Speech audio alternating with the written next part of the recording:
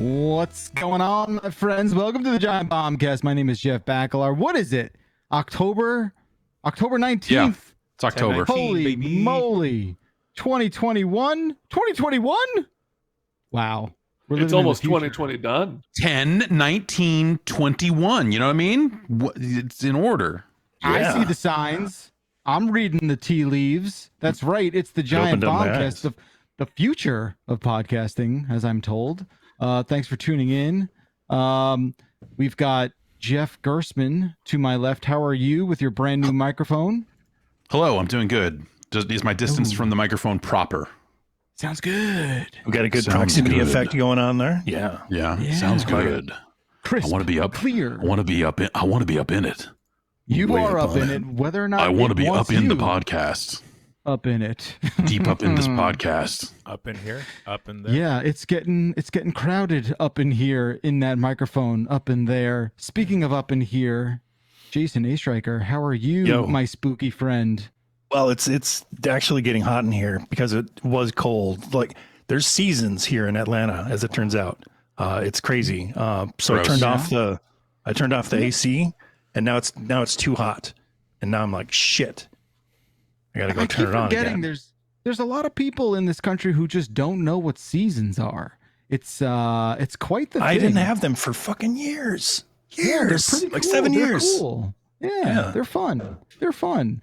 Get into seasons this year, everybody. Jan Ochoa. Is this a Forza Horizon ad? Are you just like stealth influencer for Forza? Like, so this changes everything. Now the roads are wet. Is that driving the wet roads? Never been as wet. That's the gimmick. Yep. Weather? No, I just made that whole thing. Yes, they did that for last one. It's back for Forza. Now I'm doing it. It's back for Forza Horizon 5. It just went gold, everybody. It's hidden shelves. Early November. It's also my gimmick now. I'm just constantly wet, just dripping. I just did the whole tell me more about the weather. I'd love to hear. That's great. It's supposed to rain. Seasons changed everything. It's supposed to rain here in the Bay Area because we're approaching rainy season. Get out of here. In heavy What's quotation that, marks. weekend? Yeah. And I'm just terrified for the roads because no one remembers how to drive in the rain here. No, it's true. I mean, don't houses over there not have like gutters on them? How's that work? I don't think my house has a gutter. Now that you have mention gutters. It's like why gutter. would you need a gutter?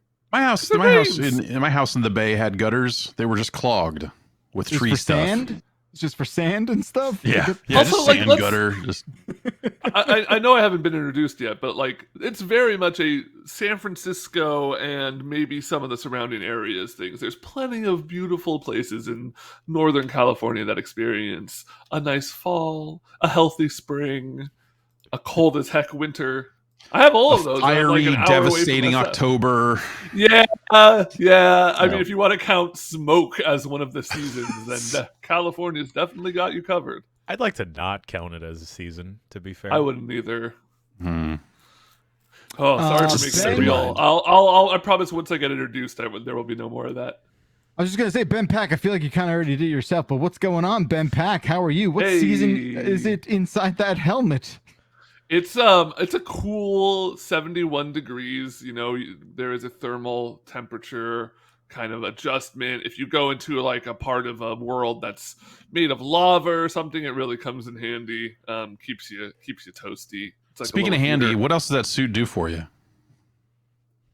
It feeds you, right? That's what you were getting. Oh at. yeah. It feeds me. It feeds, all right, cool. It feeds my desires. Okay. I'm just not very comfortable with what's going on in that suit right now. I'm very comfortable with what's going on. Do you think you could take a standing nap in that? Like I'd probably go into a morph ball if I want to take a nap. That seems like it'd be less comfortable and tough on the spine. But see, here's the thing they don't tell you about morph ball is they inject you with a lot of morphine as you get into that little ball, so you don't feel any of your bones getting crushed. I was going to say, what happens to your organs and spine and all the meat when that happens? It gets smushed into like a. Have you ever seen pate getting made? Yes. Yeah, I've done it. Yeah. See, all right, but Samus is just a person, right? I mean, she's just a person. I mean, granted, she's been infused with some stuff. It's like they saw the Alien films. I get it, but like, she's a bounty hunter. She's just, I mean, was she okay. Forget, let's take it back to Zero Mission, Metroid. Okay. The first. She's just going to Planet Zebes to check it out. She's just a lady. She's just like, I'm just gonna go look at this. What's the first thing I find? This thing lets me roll up into a ball. How does that work? You're an expert. Chozo. Wizard did it. Okay. All right. Fair enough. Okay. Checks out. I guess there's really nothing left for me to say aside from. Hey, how's it going, Jeff? Yeah, we didn't ask you. Bacalar, Jeff Bacalar. It's been going okay. If I could just lay something on you guys real quick. I've crossed a new chapter with my child. Been playing a lot of like Spider-Man, Miles Morales, and he's really digging Sitting Shotgun.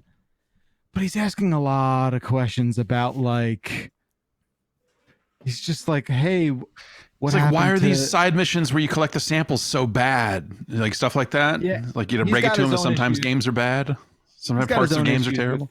With side quests and whatnot. But he's more focused on like, hey, why is Miles all bummed out about his uncle and his dad? And oh no, hey, you don't see Batman's parents around too much, do you? What's up with that? And he's starting to like peel back the layers a little bit, and he's starting to realize like, yeah, maybe all these comic book stories have to kill their parents in order for there to be some sort of motivation and stakes. And he's looking at you side-eyed going, Yeah, he's looking at me going, like, I want to be a superhero. Are you in danger?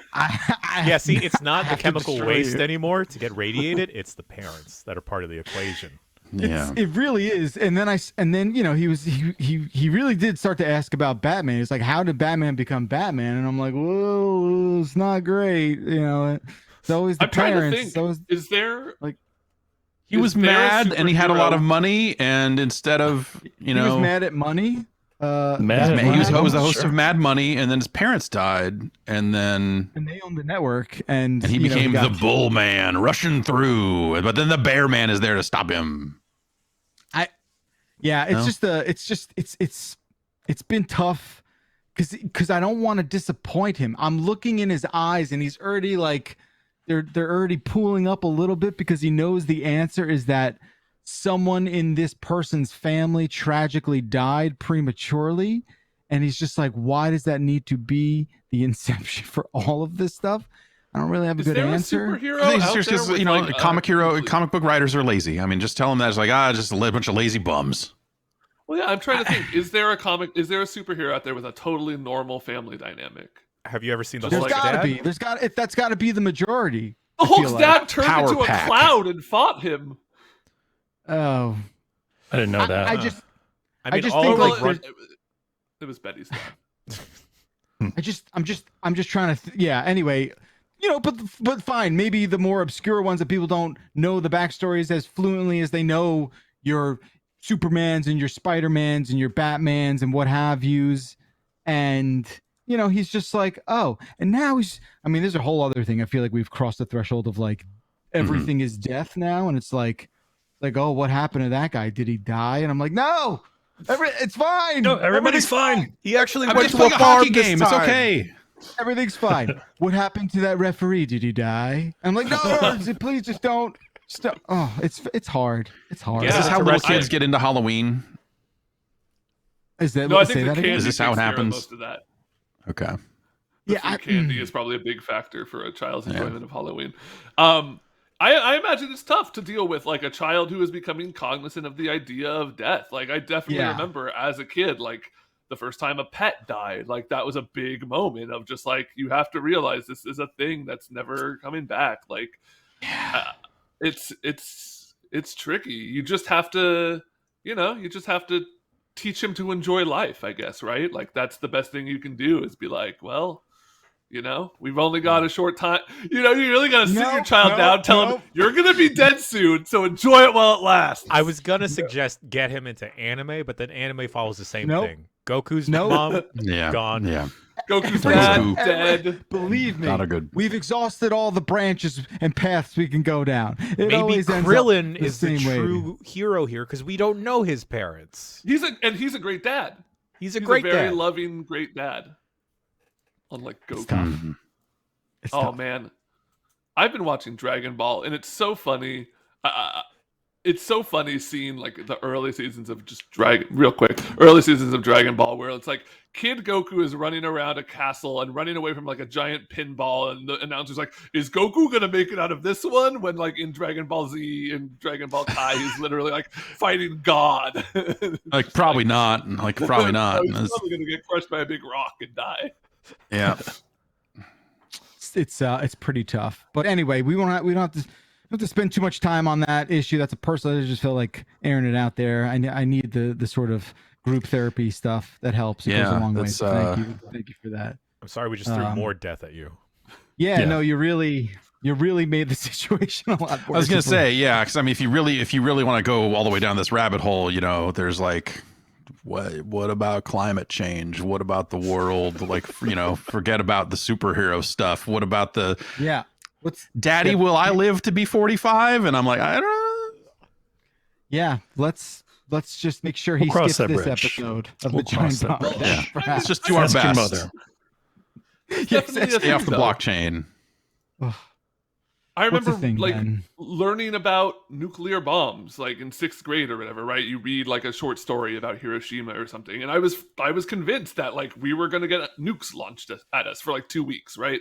Like as a kid, it's really easy to just be like, oh, there's a terrible thing, like it is now inevitable to happen to me. I feel like I was of an age where that seemed like inevitable in the news, even because it was like kind of Cold War before the wall came down, you know, like whatever, like Russia was very much the bad guy in all of our fiction, every movie, Spies Like Us, you know, the classics. Classics, yeah. And then the news at night was all about how Ronald Reagan was going to save us from the evil Russians.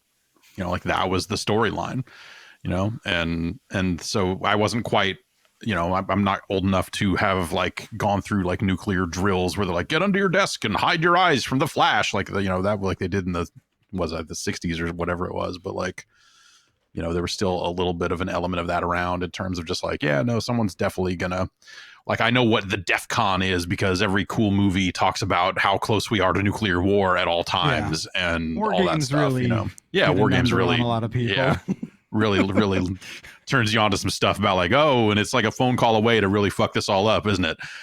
Turns out the infrastructure is still so shitty that it probably is. You could probably war dial fucking NORAD and blow something up before someone caught you. Wow. Okay. Well, look, my friends, maybe perhaps we segue out of that one, buddy. It's a lot of dread. It's a lot of dread. Here's a toss up. Spike it. Yes. Oh, I got it. Okay. Bam. Metroid Dread. Speaking of Dread, hey, I think a lot of you guys played it, finished it, perhaps. I haven't even touched it. I don't even know what it looks like, but I want to hear more about it. Jan, looks like a Ben. Yeah, is that it? Okay, moving on. I've been playing NHL 22. Wait, no, what does that look like? It looks like hockey. Did you get the morph ball? Sort of. No, let's talk about Metroid Dread. What's the latest here? Ben and I have beaten it. Yeah, man, what a freaking video game, huh? Yeah. I am. Ben, I got to ask you two questions before we get into it. One, what was your final time, and what was your item completion, if you remember it? I don't remember my item completion. I did not do a ton of backtracking initially. I only kind of went on one big sweep after kind of you get to the point where it's like, hey, this is the point of no return. I'm sure it's not really or whatever, blah, blah, blah. But like, you know, like, do you really want to go up here? And I was like, okay, this seems like a good time to go back and explore, catch some, you know, power-ups and stuff. So it was probably not that high. My final count was 10 and a half, 11 hours, I want to say. How about you? I think I clocked in around 8 hours, 30 minutes, but my item completion, I thought, it's like, yeah, I've been finding all the secrets, was super duper low. I think it was only at like 30%. And like, that's all the hidden missile tanks, all the energy tanks as well. But man, we've gotten into it last week, but it's a very punishing game. But I feel like near the end, I couldn't stop playing. Like I was experiencing a lot of fatigue in the early bits of like, man, this is so hard. I'm so terrible at games. I never want to play this again. I'm just gonna delete this. But then once you, I can't speak for you, Ben, but like I fell into a rhythm of like, okay, the pattern recognition is kicking in. Like I'm in a hot streak of like finding and actually going to the right areas and not wasting too much time lollygagging around finding dead ends. I'm not dying as much to the Emmys as I was. I like marathon through the latter half of the game. And man, it was one of those things of like, all right, cool, I finished it. I don't know what to do now because this has taken up so much of my energy. And then like I decided to try and look up a speed run to see like what was the tech. And then this, like a Souls game or whatever, there are definitely mechanics that I never thought to incorporate into my overall strategy of approaching this that other people have that are absolutely insane. Like Jeff, I think you recently got the speed booster upgrade. Yeah, that's pretty much where I'm at. Yeah, and that lets you enter into Shining Spark mode. So once you build up enough momentum, you mash down on the D-pad, and then you kind of go into a charge state, and then that charge state you can pick a direction and then boost that way. It's weird. It's very That's weird. a weird mechanic, and doing it with an analog stick, I feel like doesn't always feel great. But I haven't had to use it much, so I'm sure it's something you get used to. But like so far, I was like, this is a really strange thing. Yeah, I don't have a lot of qualms with the game. I think it's generally very good. One of my bigger problems is with the analog nature of the game and how sometimes, like you mentioned, that mashing down on the analog stick isn't fun. I find clicking the stick to do the speed boost in the first place doesn't always have it doesn't always work the way I think it should. Like I feel like I'm running, I click, nothing happens. I click. It could just be the specific Joy-Cons I'm using. I'm still using the those Nex Machina. Jason, you know what I'm talking about. Right. Big, Yeah. the Hori. Yeah. Big handles, and big fat handles. Yeah, big fat handles. I love it for my big fat hands. Some of the aiming can be a little difficult at times when you really need that precision shots and you're like maybe moving quick and you need to hit a missile at like a weird angle.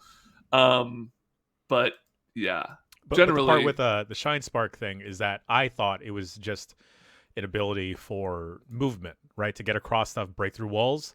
But it's totally a thing you can use for offense. It turns out. And it turns out you can charge that up and not one-shot certain enemies, but like do a good chunk of stuff. You can totally one-shot some enemies.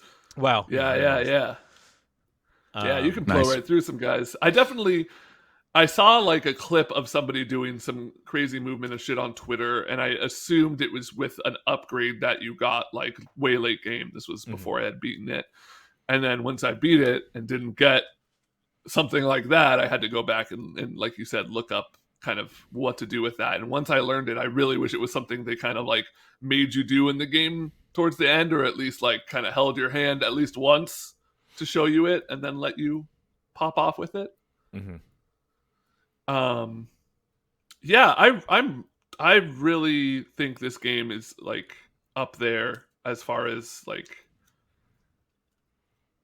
Metroid games go. I would have to, I definitely want to revisit like Super Metroid and Prime 1, but I think that there's definitely an argument that this is like the best Metroid game that there has been. Wow. I don't know if I fully believe that, but I think I would. I could see it, but I want to go back and replay Fusion. Like that's kind of the other thought I've had through all of this is like I didn't play through all of Fusion because I just wasn't reviewing it or whatever and all that stuff. And since so much of this game is kind of rooted in that stuff, like I kind of want to see that again. But like I don't know, I've talked about it before, but like Super Metroid really rubbed me the wrong way in terms of it was short, unless you were really going after item completion and stuff like that. Like it was one of those games like I got it and finished it like the same day or the next day or something like that, and was just like, what? I've been waiting for years for a fucking Super Nintendo Metroid game, and there it is. What the fuck? But yeah. And I think for people like me, who that was their first Metroid and they didn't even know what the NES Metroid was, and it just kind of came out of, like, I was young enough that I was like, "Ooh, what's this?" And then like got it, and probably also beat it in a day, but was blown away by it. Man, that. So I mentioned having a few qualms with it. I think my only other big issue, and Jan, this is something you mentioned. I think this game would have really, really, really benefited from like a challenge arena or a second castle situation, or like, obviously that's a ton more work for developers to do. And, you know, I'm glad that we got this game at all, but like the game spends so long teaching you how to play it. Like it really layers thing after thing after thing, skill and item, and you have to start using them in conjunction with each other. And then it teaches you how to fight, right? You start getting those battles with the what do they call them? The kind of soldiers that you fight like one-on-one, and you have to like jump and dash Chozo over. soldiers. Right. The Chozo soldiers, kind of like, those battles get more and more difficult and intricate, and they start layering on like, okay, these are some defensive options you might need to consider because they're charging at you, and you need to now jump and air dash. You need to now, like, you know, utilize your missile lock-ons. That's going to be your biggest source of damage. So like you need to find the pattern where you can stop and aim and hold the target and, you know, get 3 shots locked on and then blast off. I love all of that, and it builds really nice, and then the last boss really tests all of those skills in a really fun way. I think that last boss is incredible, but then you beat it, and you're just, like, kind of left there, and it's like, yeah, you can go back and get the items and stuff, but there's not going to be anything nearly as challenging, right?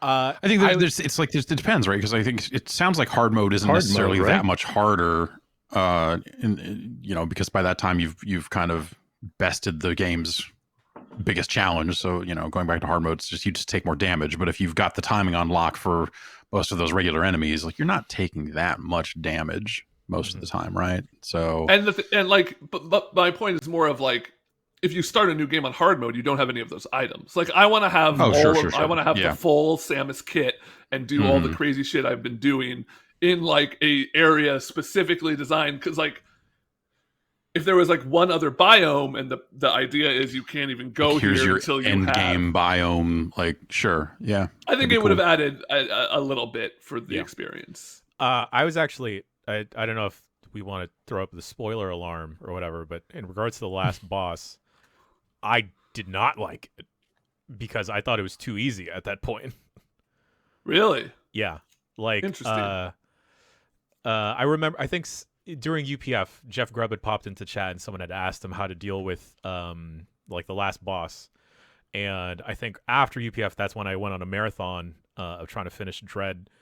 And the last boss for me specifically, I did not find super duper challenging. Some of the other ones where there are very weird mechanics that the game kind of like, well, we alluded to it last week, where it'll keep repeating the sequence until you find out that there's one very specific thing you got to do. Right. In the last boss, like, it was a very straightforward fight that I didn't find super duper difficult. But maybe I just became that good at that point. Yeah, you got good. Yeah. I generally. Sorry, real quick. It's just like and then I think like I started approaching like the boss encounters or like those Chozo soldier fights with a different mentality of like, just, all right, I'm a parry, I'm gonna shoot my missiles. And then, because, you know, you have so many tools in the game, specifically, I thought there's like one of the last upgrades you get before you enter like the end game area. I was like, well, that's weird that they would only give me this to open up these walls or break these walls. And then I was like, wait a minute, we have that tool. And then I entered into it like one of the different phases of the final boss fight, and I just spammed that attack or that power up, sped me through it, which is great. And I don't know, I like that the game lets you do that. So maybe it was just, you know, just needed to get weird with it.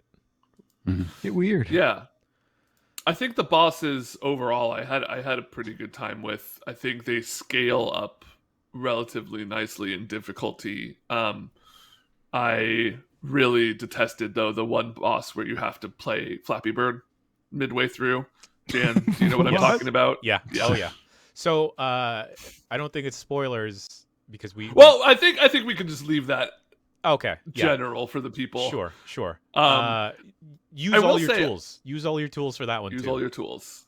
Oh shit. Oh, I probably could. Yeah. Okay. Yep.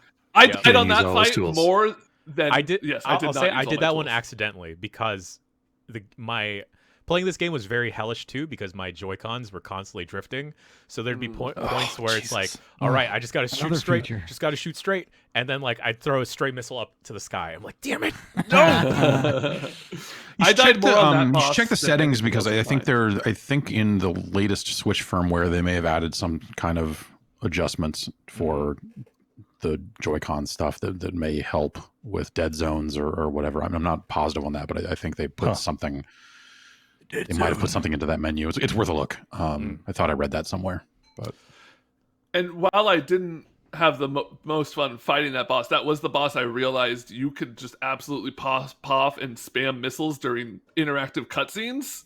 Oh, Which, like- that's the first time you've found that That's out. the first time I found that out because I was like so mad that I was just like keeping the missile fire going, and then it started happening as I'm like running up its arms or whatever and doing all Yeah. the cool cutscene shit. I think that's super cool. I love the way cutscenes mid-fight play out in this game. I don't love the QuickTime events maybe as much. I feel like I always failed them like once.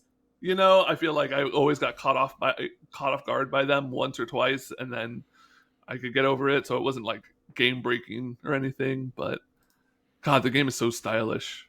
Yeah. it's a So really neat slick. game. And yeah, when you're, I feel like when you're really dialed in, and I don't even have all the fucking tools yet, but like when you're really dialed in and doing it, like it just feels so good to just like run, slide, ball, bomb, you know, like when you're really stringing that stuff together as you're just kind of moving around.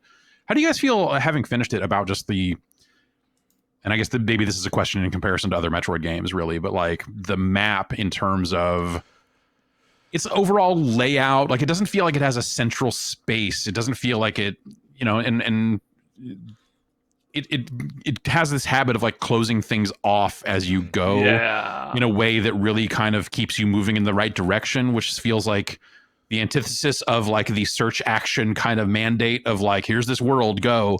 Like it feels like there's sealing doors behind you to say like, you're done here, or go around, but like you really probably don't want to be here anyway.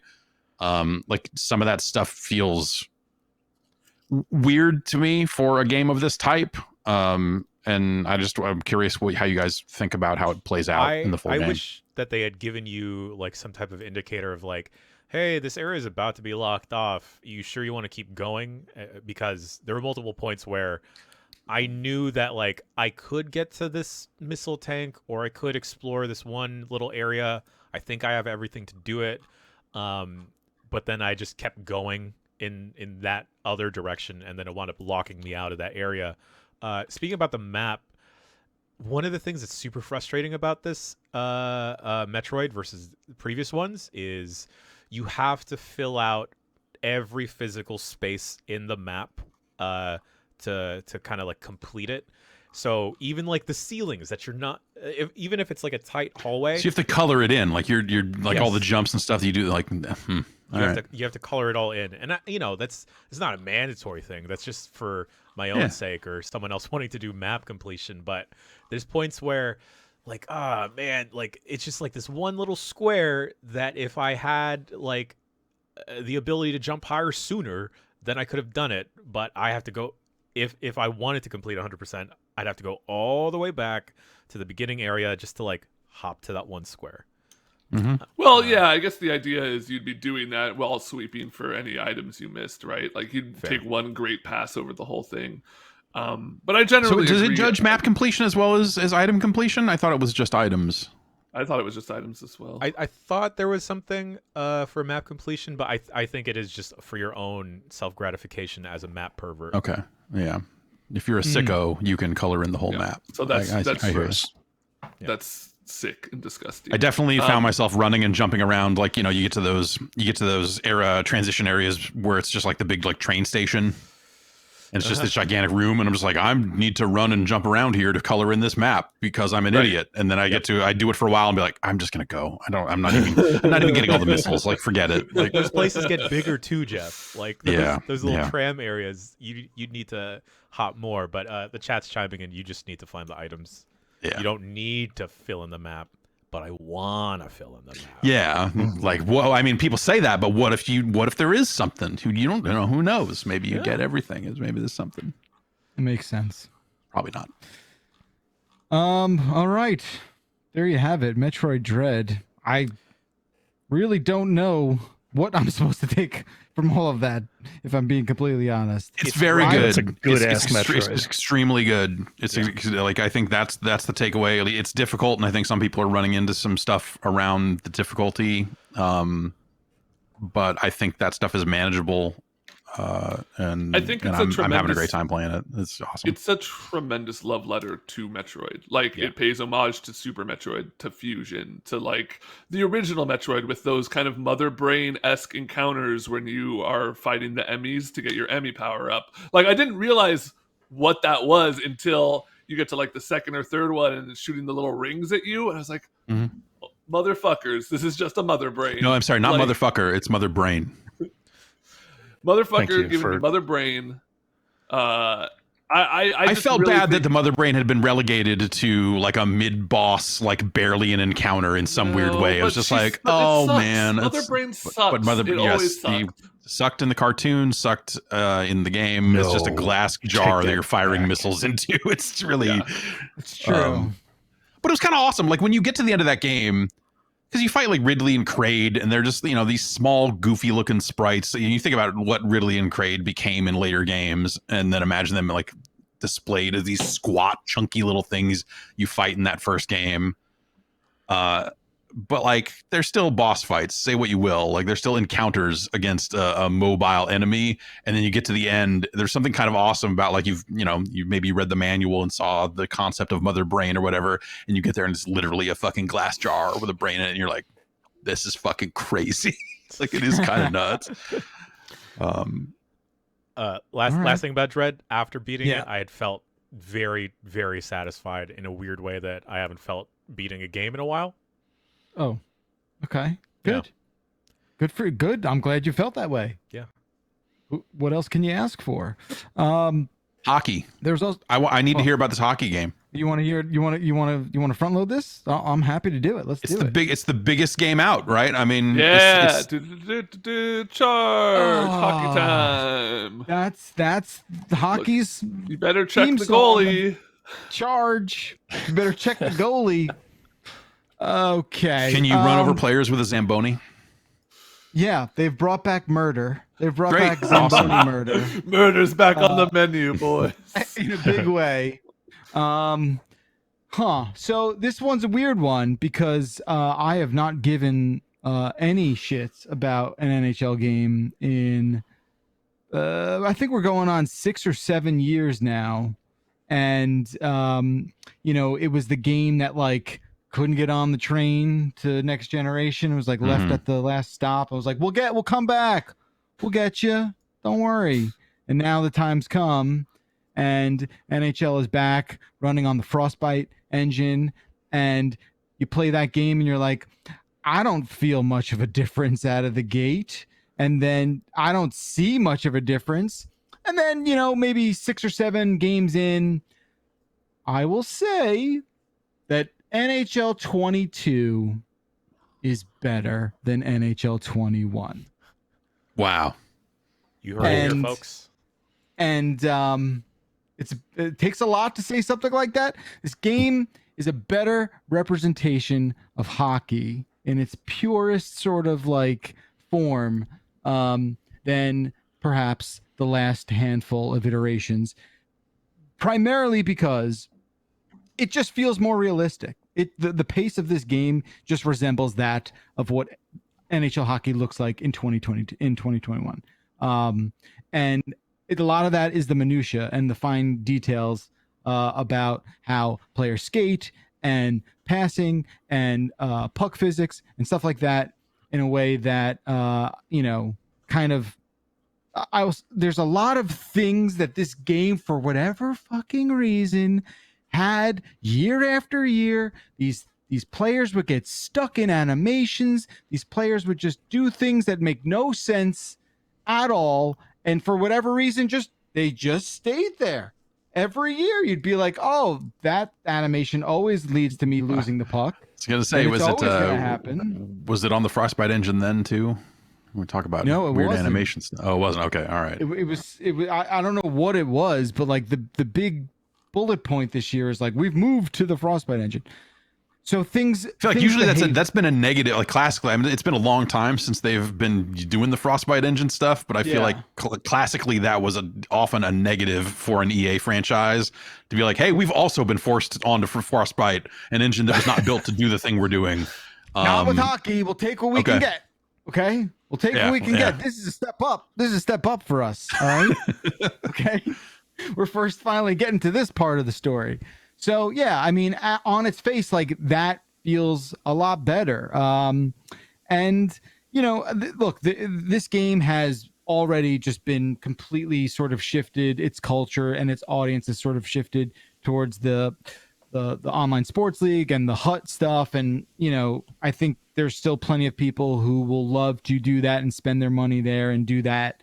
For people like me who probably represent a minority interest in the game, who just want to go through the playoff modes and play a bunch of online ranked matches and just sort of do the hockey thing, you know, from my point of view, that's ticked up. I did the quick look on the site, like it's not a drastic acceleration in the sort of like upward trajectory that, you know, it's probably a pipe dream in a lot of ways, but it is certainly a better overall hockey experience for my money with this version.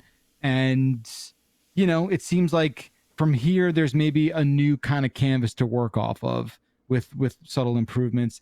There's still, I think personally that NHL has fundamental flaws in the control setup. I just think there's certain things fundamentally that are inconvenient and prevent you from you know, intuitively doing some of the things that I want to do.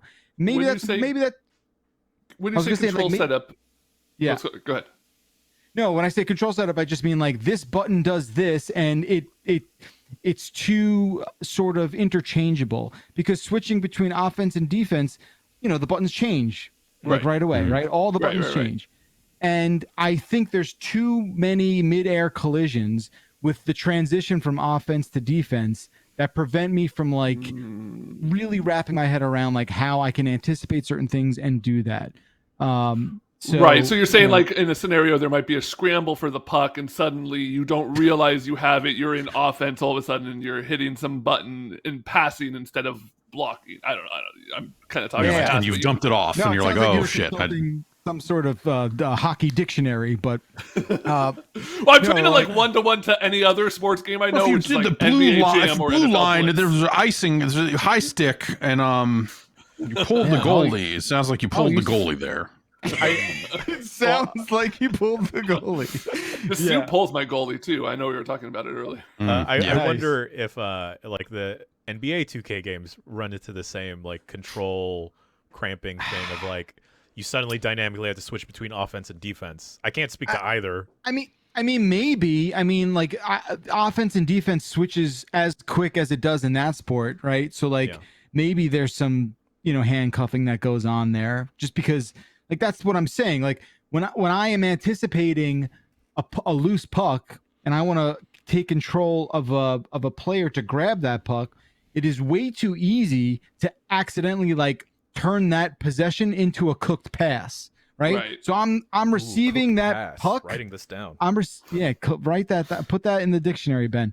I'm taking that one and I'm automatically just passing that puck to no one because the game is just built that way and is vulnerable to that sort of shit. So, I mean, look, I'm enjoying it. It's probably the first one that like my kid can also play, so I'm probably gonna get really into it in that category. So yeah, like again, I'm happy that this is the game this year that I'm not going to just sort of toss aside after the launch and kind of not worry about it. I'm gonna keep going through. I'm gonna do some of the playoff modes and see what kind of stuff we can do there. But yeah, like I said, better. Dope. Nice. There you have it. Yeah, very promising. Back for Blood is on the tip of everyone's tongue. We did a playthrough. I'm curious. Last week? I What's don't know if yeah. it is. I feel like I hear a lot of people being like, "I'm jumping in this. I'm doing this. I've been playing this." I feel like I see a lot of people say that exactly once. Yes. Sure, that We're could be jumping into the Back case. for Blood, guys. Check it out. And then like, I played it. We're done. Yeah, maybe. I have a semi-regular group going that is, I don't know, between like 4 and see. I think the thing is, like, the group I played with played through almost the entire campaign over 2 days. And That's impressive. then cooled a little bit on it. Y'all are good. Well, at they were games. playing on the easiest difficulty, and these are all people who we play a decent amount of FPSs and have decent teamwork and stuff. So it was and playing on the easiest difficulty is more of just let's get through this once, kind of see all the tricks. I haven't finished it. I don't know if you guys have played through the entire campaign yet. I've gotten about halfway through. And then I Same. think I was kind of lukewarm on it. Jeff, you played the beta, I believe, on a Yeah. UPF a couple weeks and ago. I started playing the final game a little bit, but kind of kept getting interrupted and never really put it through its paces. But yeah, It's I've definitely finished the second act. it's definitely one of those games where it's it is 100% better if you're playing with your friends, right? Or people that absolutely know what they're doing. It is almost mandatory. Yeah. Well, also the solo campaign, it doesn't save any of your actual progress, right?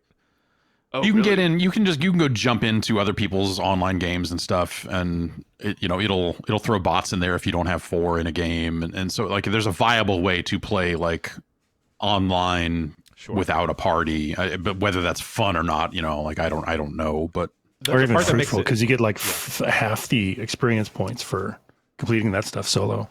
And let's just get it out of the way. The bots in this game are maybe some of the worst bots I've ever played Yeah. with. They will sometimes you get downed and they will all come to rescue you, but they'll all just kind of walk up and look at you and watch you die, and nobody will pick you up. I feel like that's a very human. I feel like I've seen plenty of real players do exactly that in a lot of video games. So Matt I don't Rory know. does that. He'll They actively do a lot run of by you. They do a lot of vibrating where it looks like they're kind of going back and forth between two, like left path, right path, and they'll just stand in one spot and be like, They run in front of you a lot while you're shooting. So if you're playing on anything other than that rookie difficulty, you're gonna rookie. hitting them a lot. They're really useless. They do ping a lot and drop you ammo, so I guess there's that. The other hard part about playing this with people online that you don't know is the card system in this game, depending on who you're playing as, can really, really turn the tide of an encounter. Because, Mom, for instance, she can revive someone relatively instantly, or the doctor character has a couple free health charges. So, your team doesn't have to use all their med packs, right? That you can, as the doctor, can build towards a certain way with your cards or modifiers to all right, I can not only keep myself up, I can keep getting everyone else up, or I think increase the efficacy of my healing powers. We should talk about it a little more generally. This is, if you've not been paying attention to this game at all, this is from the people who brought you Left 4 Dead, right? And Left 4 Dead 2. This is a lot of the same people who worked on those games. Now they are obviously no longer at Valve. They're working at Turtle Rock. And this game is very much if not in name, in playstyle, a Left 4 Dead game, right? Yeah. This is very much that kind of 4-player horde-based. You progress through a map, a campaign. The shooting is very similar.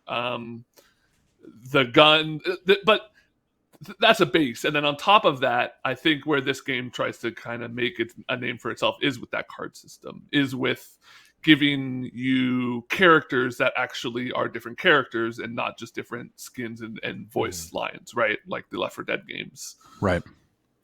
I think the there's cards a are the melee most class, interesting part. right? Right. You can totally have a super viable melee build because the way it works is as you play, you accumulate something called like blood points or Supply something. points. It's basically Supply a points, skill tree.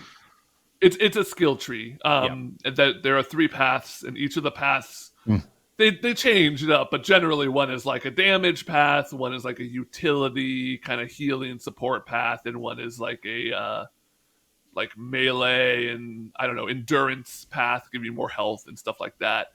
And as you unlock more and more of these paths, you're unlocking cards, which you can slate into a deck. And then as you play through the campaign, each chapter, you're kind of getting one more card from your deck. So you're getting stronger, you're getting more and more abilities that layer on top of each other. So I was talking to a friend last night. I was playing with a friend who's played much more of the game than I, and he has an almost complete melee build.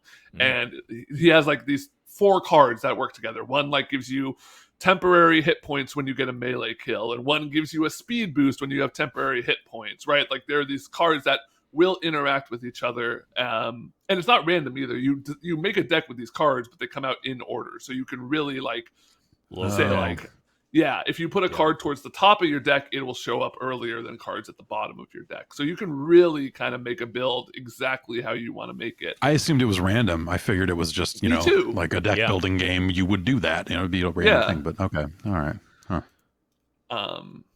And because of that, I think that's where the variety in this game will kind of persist, because I played a lot of Left 4 Dead 2, but at a certain point, it's just the same thing kind of over and over again. It's random where the boss will spawn. It's random when the hordes will spawn, but What other guns than will that, pop up, ammo placement, etc. This game has a lot more modifiers that get randomly pinned on you. So it'd be like, this type of special infected has armor, or these type of normal zombies do 2 times damage. And so you'll have that, and then you'll have your decks, which change up how you play. You could kind of form a team around that stuff. Like, that's where this game is going to have legs that I think Left 4 Dead didn't necessarily have. I think the other thing that'll give this game legs is the cross-play in it, because 2 of my homies are playing on PS5, and then me and another homie are playing on PC. And we haven't noticed, like, too much lag or anything. We haven't, no one's, like, dropped connection. It's been pretty stable across the board. Yeah. Good. And then, like, going back to, like, how random it is, and I guess this was totally a thing during when Left 4 Dead was popping, but we'll have those moments. Like, I replayed through the segment we did for the video on the site with my friends who hadn't experienced it, and I thought, like, I'll know what's going on here, guys. Just follow me. But everything was radically different, other than, like, the location to trigger the horde stuff. And I guess, like, Left 4 Dead or Back 4 Blood, is because it's so random. With some instances, it can just provide very unique, hilarious moments that'll only ever apply to you.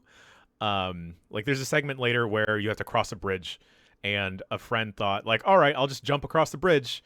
But you call him a friend, but we all know it's Rory. Well, not Rory. This is a different experience on a bridge. And he thought everything was clear, and then he goes across the bridge, and then he gets swarmed by everything that me and the rest of the crew just like, sorry, bro, we're just going to leave you. And then we just dip. And then there's, like, another instance where it's the game is, like, referencing Shaun of the Dead, right? So you hold up in a bar, and I think that's, like, midway through Act 1. And it's really fun because, like, we failed that encounter a bunch of times, but each encounter, like, stuff was ever so slightly different. So just having to adjust not only, like, our strategy of it, but, like, our play style, because first we're like, all right, we're going to hold up in the bar. We're not going to move. This is what we got. You stay there. You stay here. You stay here. And we got wrecked, right? But then, because everything is so random, you have to adjust your play style on the fly. The barbed wire in this game, absolutely useless. Never pick that up. No, never buy that. What? Dude, are you no, kidding me? Never had a good instance. You throw of down that. a choke and they cannot run through it. They can run through it, but they slow down, and so you're sitting in front of it with your light machine gun mowing them down. Well, see, there you go. Like different strokes for different folks, right? Like Ben and his homies can approach it differently than me and my dumb ragtag group of idiots. I love them, by the way. I Wow. say idiots fondly. Wow.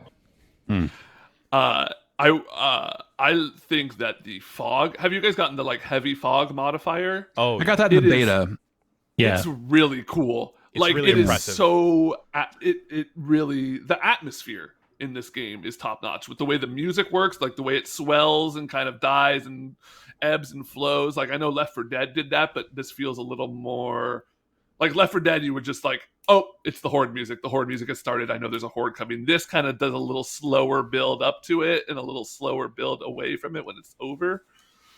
I just really love the like being in this world. You know, it gives that good zombie apocalypse feel. One of my drawbacks though is if you are playing on recruit, I think friendly fire is off. And when you accidentally shoot one of your teammates, they'll still give the line of like, "Hey, you're shooting me." It's like, "What are you doing?" And I wish they would Probably just training you for higher difficulty levels, right? Yeah. Fair. I just wish That's my. it just happens all the time.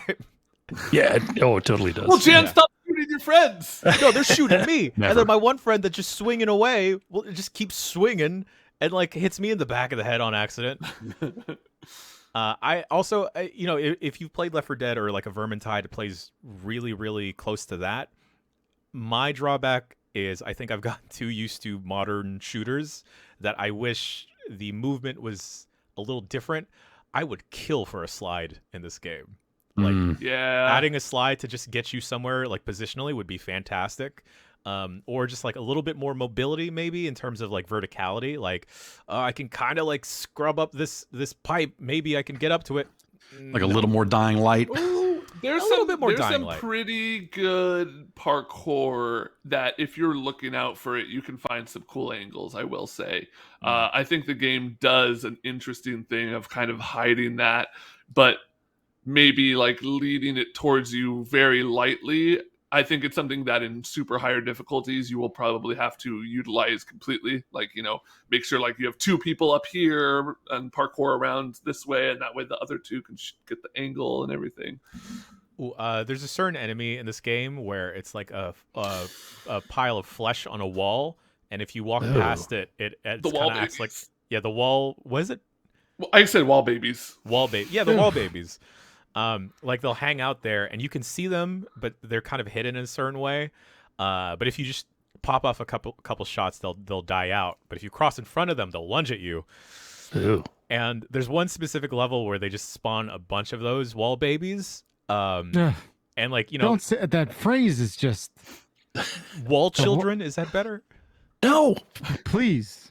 Marginally. What if you said it like a sultry or like wall babies?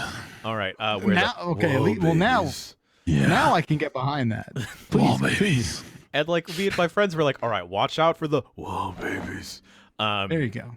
Watch out for those. But they position them in every single choke point or like normal way you would traverse through a level that I just had one friend that was constantly getting got by the wall babies.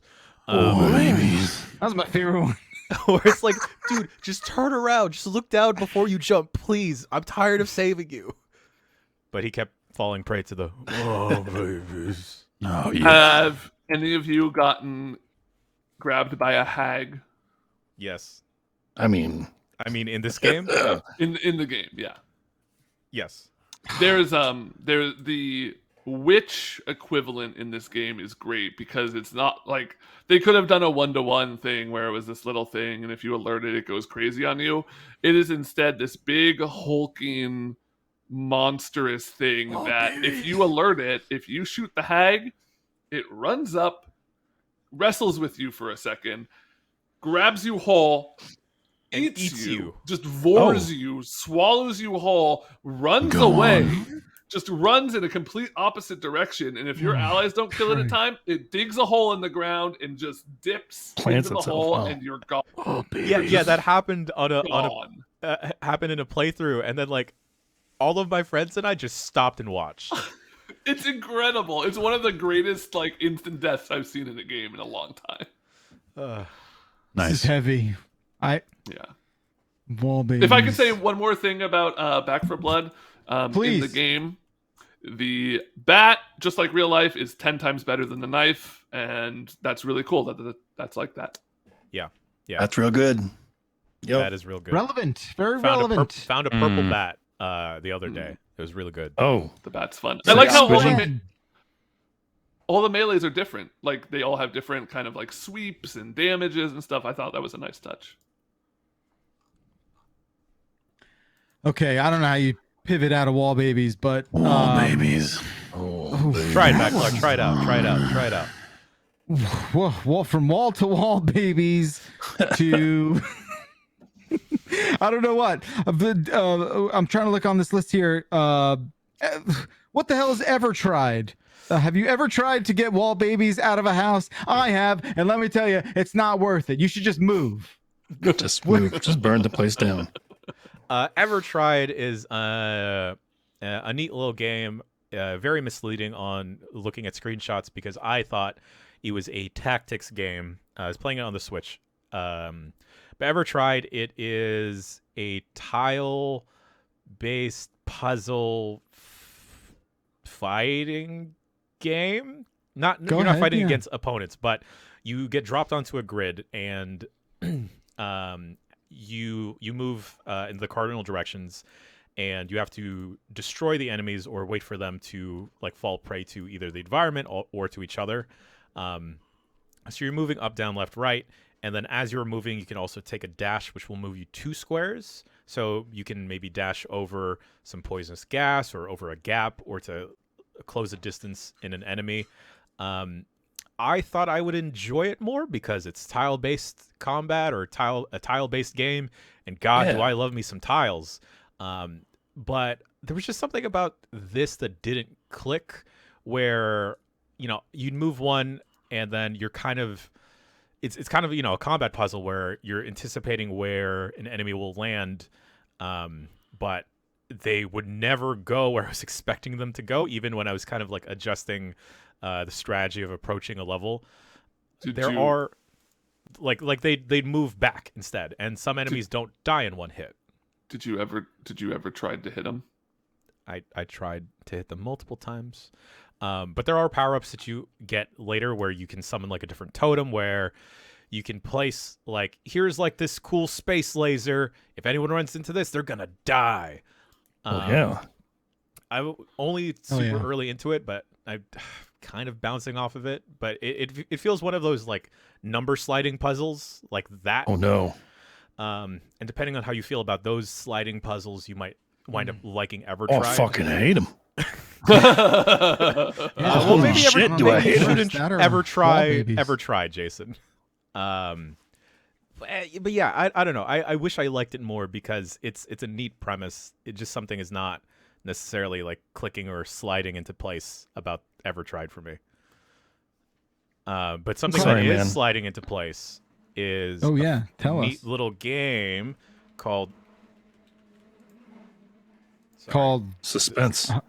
Bees. There was Somebody being something attacked happening. by bees? There Yeah, that was like a big drone. Was that? Wait, did you play Buck Bumble? No, I played Nuclear Right about Blaze. now, it's time to rock with the biggity buck. Sorry, go ahead. It's an activation thing. I literally can't control it. Nuclear Blaze, which I believe is from the team that made Dead Cells, where you are a little jelly bean firefighter putting out fires.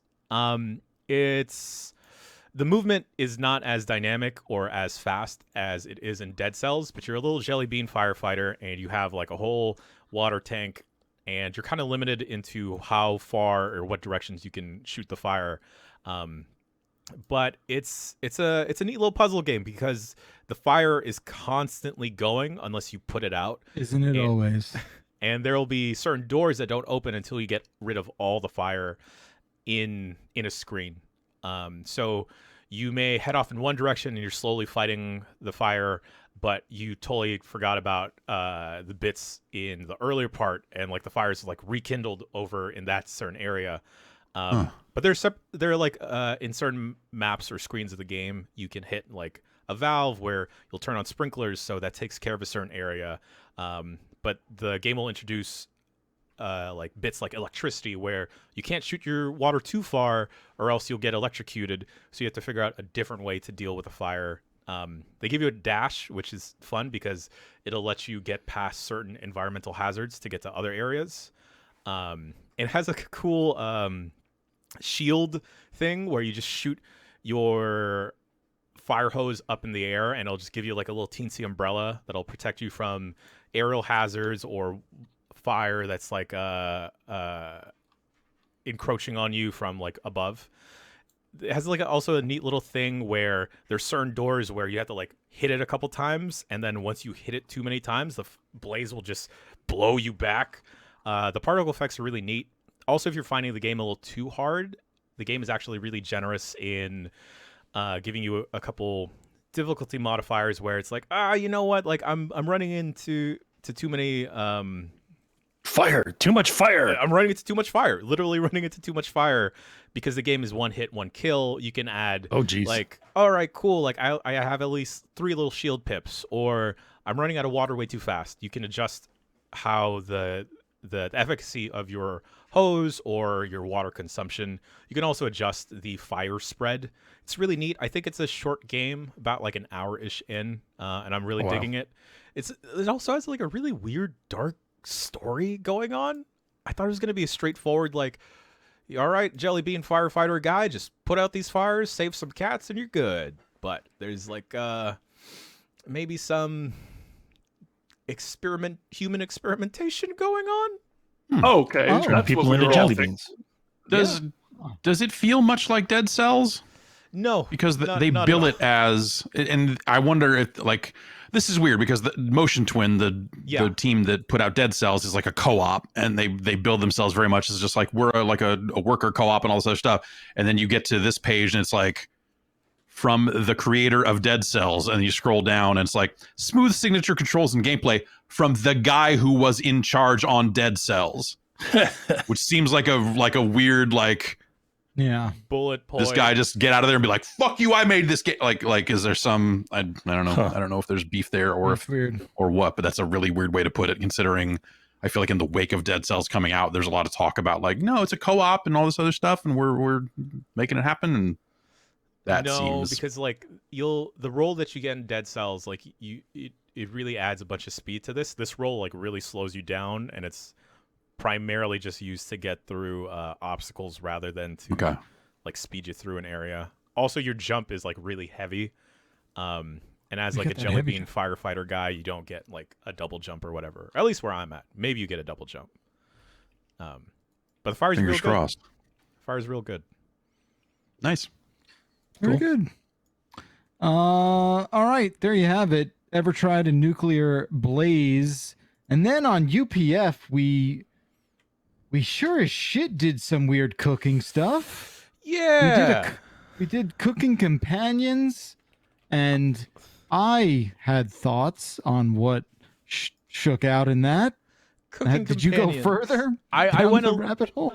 I went a little bit further than where we were on where we finished on UPF, and we were actually right on the precipice of the game getting like really funky and weird. So for the folks at home, it's a visual novel game, and because not directly because of a game like Doki Doki Literature Club, but in the modern wave, I guess, of visual novel games, a lot of them have a weird twist or a weird skew to them. The presentation of this game on like the menu screen is all happy and bubbly. Like it's like, cool, you're gonna talk to these cabbages, it's fun. But then the game immediately starts with a content warning saying like, hey, this game's a little fucked up. You might see some wallbabies or something. Oh, please, if it were that simple.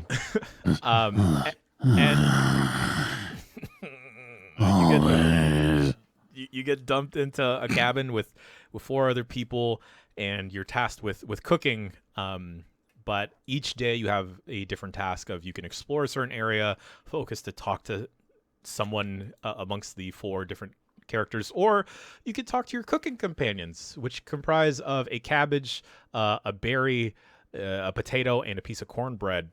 And the music that kicks in when you're talking to them is that they're all cutesy, wootsy, but the rest of the game is very like dank and dire. Like in where we got into UPF, there's like an impending storm, and then everyone's kind of turning on each other. There's a character that's a real meanie and a bully. But as you progress through, I think I played for like an additional 40 or so minutes. It takes a turn where maybe you don't have 4 companions in the cabin, or maybe you do, or maybe you gotta go look for one and stuff. It seemed that's where it was going. Yeah, I mean, we were pretty committed as far as it was tough to bounce off there. Yeah. But in like the world of visual novel games, it's pretty straightforward. You're not gonna be you don't really have to manage anything other than like a relationship meter, but I guess you can kind of focus in on who you want to build those relationships with. You're not running around like in Boyfriend Dungeon, an actual dungeon. You're just clicking through and reading the game. And if that's up your alley, then by all means, just heed the content warning in the beginning of the game, because I haven't finished it yet, but I can quickly see this going to some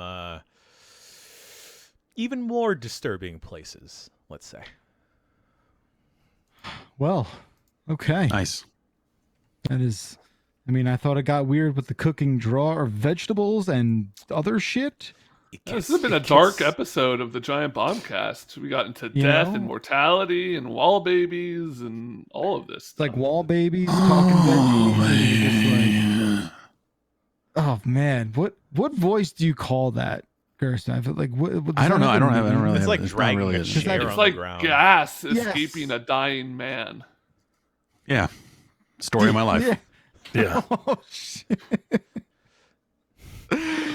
Oh, we gotta name it. Is all I'm trying to say is we should name that. How, Jeff? You've been playing the Riftbreaker. The Riftbreaker. Someone reached out to me asking about this. I was unfamiliar with it. What is it? How do you like it? How's the running around? The Riftbreaker is it's on Steam. It drew my attention because it's like, hey, you're in a mech suit and it's an action RPG, was kind of how they roped me in at first. I was like, okay, cool. All right, that sounds like stuff I would be into. That Diablo 2 remaster really rubbed me the wrong way, top to bottom. So I felt like I need something in that vein. This isn't really in that vein. This is so there's a lot of base building. So you kind of teleport down to it's almost like RTS style in that you're like, here's a big map. And the first thing you do is you build like a construction yard equivalent or like a main base, and then build out from there to like mine resources and do all this other stuff. The difference is that you are not a cursor on the screen. You are a unit walking around. You are an action RPG style unit that, you can equip weapons, you can do stuff, and you are very much a physical participant in the fights that occur. So you're kind of like laying down walls and guard towers and power to power your base, power lines to make sure the far reaches of your base are powered, portals to help you get from one end of your base to the other, and all this sort of stuff. And then from there, where it kind of lost me is that it kind of becomes it's tower defense-y in a sense, because basically you are doing things that like a horde of enemies will come your way. You're like, hey, I'm gonna upgrade my my main headquarters from level 1 to level 2 so that I get some more base building options. And when you go to do that, it's like, hey, this is going to attract a big wave of enemies, so know that before you do that. So it's like kind of like, oh, okay, that means I need to build walls, and it'll show you kind of the direction they'll be coming from in that kind of vein. So like, okay, let's make sure the north end of the base has walls to kind of funnel these enemies the right way, and we'll put towers, guard towers here to shoot them as they come in, and then I will stand at the end of that, swinging my sword and blasting them with whatever other weapon I have equipped. And then you kind of just survive a wave, and then you're back to kind of upgrading your base and stuff like that. It's a neat mix of those things, and I'm hoping that like later on it kind of becomes a little bit more I don't think it's going to, though, but my hope was that it'd be like, okay, I'm going to build a base, but now I'm going to go out and do some stuff. I'm going to go out and do a dungeon. I'm going to go out and do a thing. I don't necessarily get the impression that that's the game. It feels like it's more like about building your base in bigger and crazier ways to make sure that you're getting the most resources and that you're really you're buying mods and upgrading the weapons on your mech suit and all this other stuff. It's neat. And it's like it's budget in some ways. Like the voice acting I think is kind of rotten, like the writing is a little stiff. But conceptually, in terms of just like kind of meshing like things like that style of unit control and all that sort of stuff in a game that has like more of an RTS, and by RTS I guess I mean base building. You're not, there's no other enemy mech over there building their own base that you then have to go send units into, at least from what I've seen. But like that style of base building merged like with single player missions of an RTS where sort of but it's less about like going out in the field and taking out other units and more about like taking care of your shit, making sure that you are generating the right types of resources, because it'll be situations like, oh, I'm generating power, I have solar power, so I'm not generating any power at night, so I need to create more energy storage pods so that I can store more energy to get through the night. Or I can build some wind turbines that won't get me as much energy, but at least it does it 24/7 and that sort of stuff. So you're kind of like teching up around that, and then also teching up your mech suit with like, okay, this base level machine gun sort of sucks. I need to get some mods for it, or I need to replace it with a higher end weapon. And you kind of make those decisions as you go as to what you want to invest your resources in, whether it's building out the base or building up your unit or both. And I mean, ultimately the answer is always both, right? But did you get to a point where you could kind of just let your base just do the thing, or you always have to be like an active in the early game? Like the point where I stopped is I built a very basic wall and put a tower on the other side of it, and the enemies that rushed in the wave were these little small guys, and the one tower just mowed them all down. And also they were too stupid to run around the wall, so they would all just pile up on this wall that was like, it was open on either end. It was like 10 feet of wall, but they're just like, I don't know, we're here, and I just keep getting shot. They saw that tower and was like, I want to get there. Yeah, exactly. It was like they saw like all of the cool shit was just on the other side of the wall, so the pathing maybe leaves a little bit to be desired. But like, maybe that's, again, this is all early game stuff. It's possible that the early enemies are super stupid, but I don't know. It's a neat idea. I don't know how much more I will get into it, but it at least seemed like a cool idea, and it's it's a colorful, like nice looking game, but little budget around the edges, and it does get a little tower defensey in a sense that it's not necessarily up my alley, but cool idea. All right, very cool. That was the Riftbreaker, and finally, I think we're here at the end of the game segment of the show. Inscryption. Yeah. Hey, what about this one? We did a quick look this week. Voidbreaker joined us on that. A lot of us have touched it in some way, shape, or form. I gotta say, this game surprised the hell out of me. There's a lot of things that I don't like about gaming today, and that's roguelikes. Okay. It's card building games. I'm fucking over them. Okay. It's a lot of them. You know what else I don't like? Escape rooms. I'm dumb, I never knew that. and I don't like, I don't like trying to figure that shit out. But this game is hitting for me because it's all three of those things, but they're all very good versions of those things. Yeah, right. It's like the best of each part of that. Yeah. Yeah, I was super surprised by this. I came in with very low expectations. All that I really knew is those three things. Also, that it was done by the guy that did was it Pony Valley? Pony right? Canyon.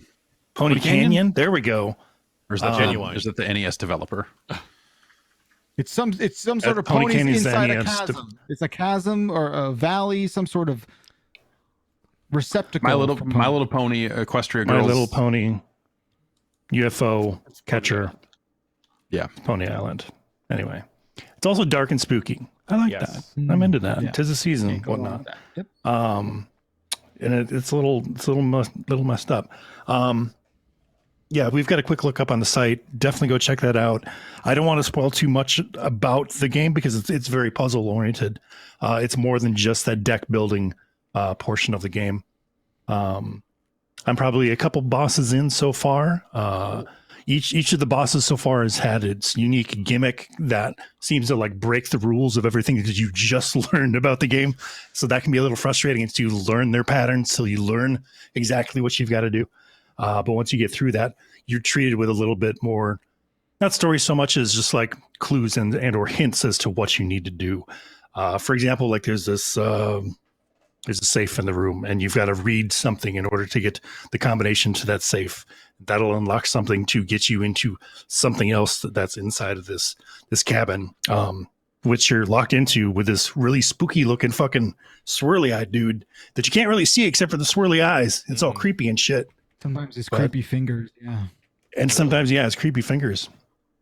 The deck building looks extremely simplistic at first, but as you progress more in the game, yeah, they start layering on new elements.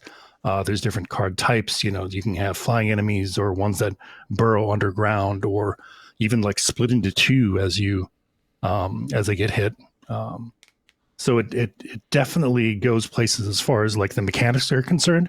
I was really worried that it was going to be too simplistic at first, but no, it's got some chops there for sure. But yeah, like there's two different sacrifice mechanics to summon monsters, where one is like you just need to, it's like a 1-for-1 or like 2-for-1 sacrifice to get a stronger card.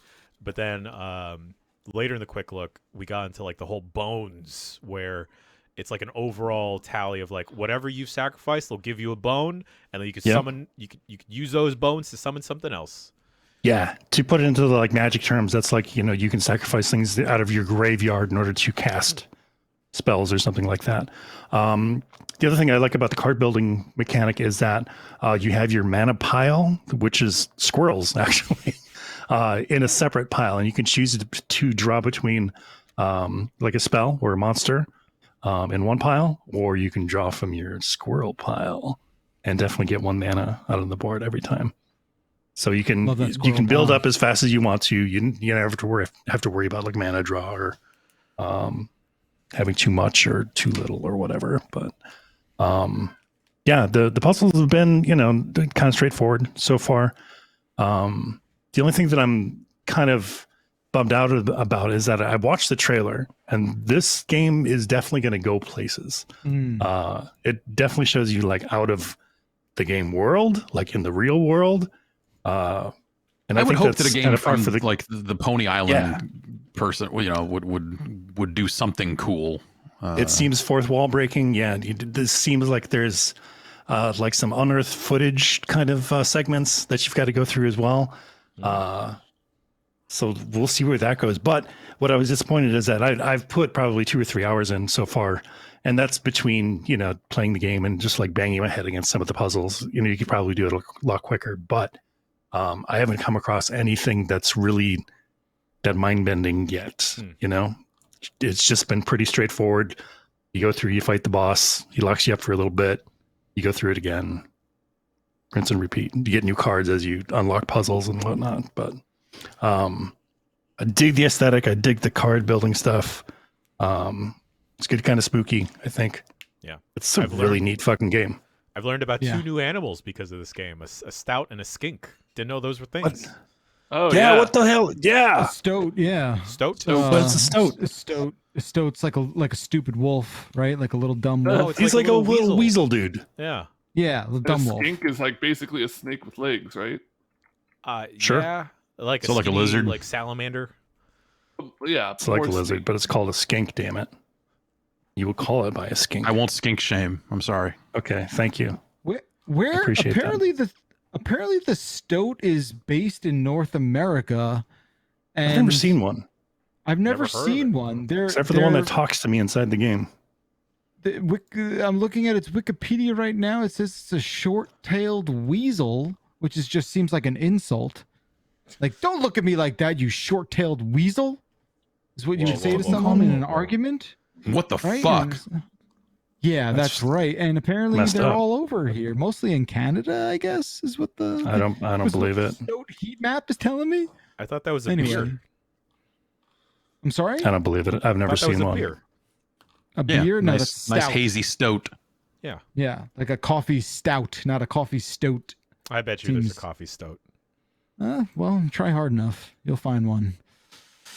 All right, But kids. it's cheap too. It's like $20. It's on PC platforms. Yeah. If any of that sounded interesting, yeah, please go check it out. It's awesome. Yeah, I think I'm also waiting for the surprises to come too. So, but yeah, I got into it. That game is not my shit. I don't think I've ever really done card shit ever.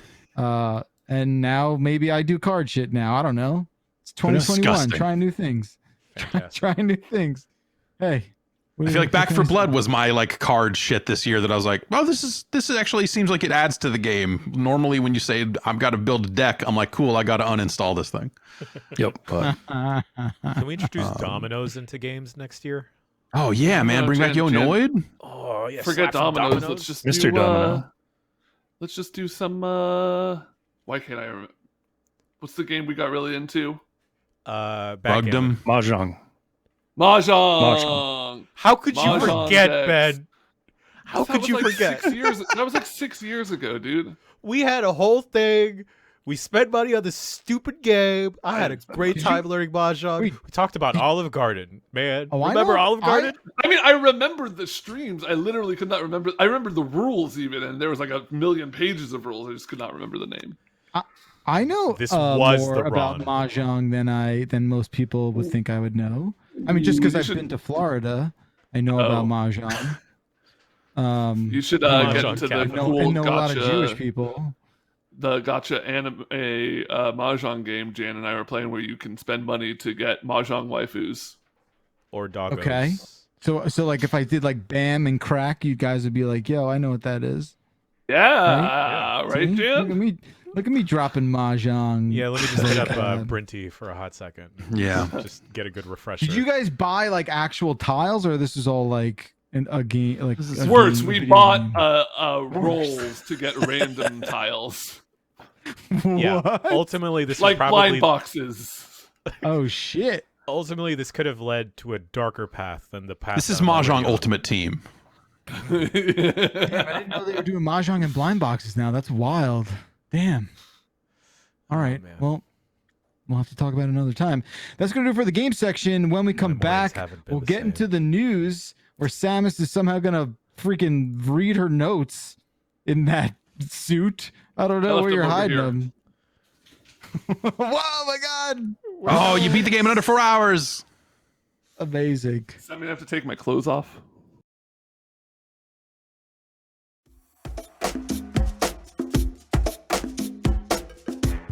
Mental health. Are you taking care of it?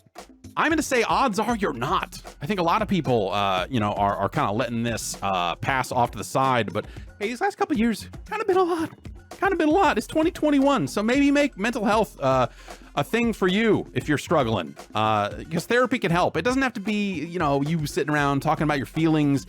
Therapy can kind of adjust to be whatever you need it to be. You can privately talk to someone if you feel like you're not dealing well with stress, or you're having relationship issues, that sort of thing. Whatever you need, you don't need to be ashamed about it. These are normal human struggles. And you deserve to be happy, right? I mean, come on, you're you. You don't have to worry about finding an in-person therapist near you to help, because now there's BetterHelp. BetterHelp is customized online therapy that offers video, phone, and even live chat sessions with your therapist. So, you want to be on camera, you can. You don't have to be, though. It can be more affordable than in-person therapy, and you can start communicating with your therapist in under 48 hours. Join the millions of people who are seeing what therapy is really about and see if it's for you, because you are your greatest asset. You can get 10% off your first month of BetterHelp by going to betterhelp.com/bombcast. That's betterhelp.com/bombcast.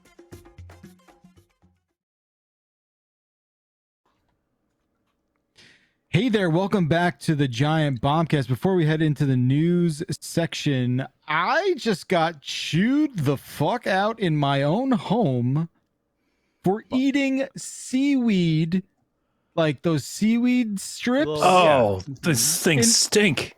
I love those. Yeah, well, okay, so we're divided here, but like, I wasn't expecting that. It was Wait, just for I- I thought I was waiting for more. Just for chew. That was you got chewed Is it out because for of eating the seaweed. stench, or because they like leave weird little crumbs everywhere? Like, what's the actual beef? You're right. Either of those two would have been irrational reasons, but at least they would have been reasons.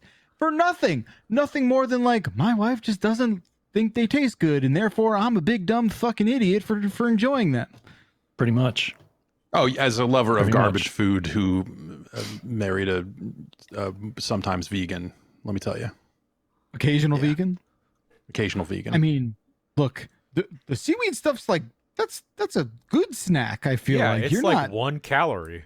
Oh, well, I'm wasn't on the other funny. side of it where I am trying to eat garbage all the time. I'm trying to like fill myself with the most devastating mini tacos I can get my hands on, and That are my red wife is colored, trying to yeah. take care of herself and actually cares, and all that sort of stuff. And yeah, that's They're so delicious to me. I love them. God. I can't stop eating them. I could eat a whole like 6-pack in one sitting if I wanted to, and it would be 14 son, too. calories. My son Yeah. too, and I cannot sit in the same fucking room when he does it. I have to leave.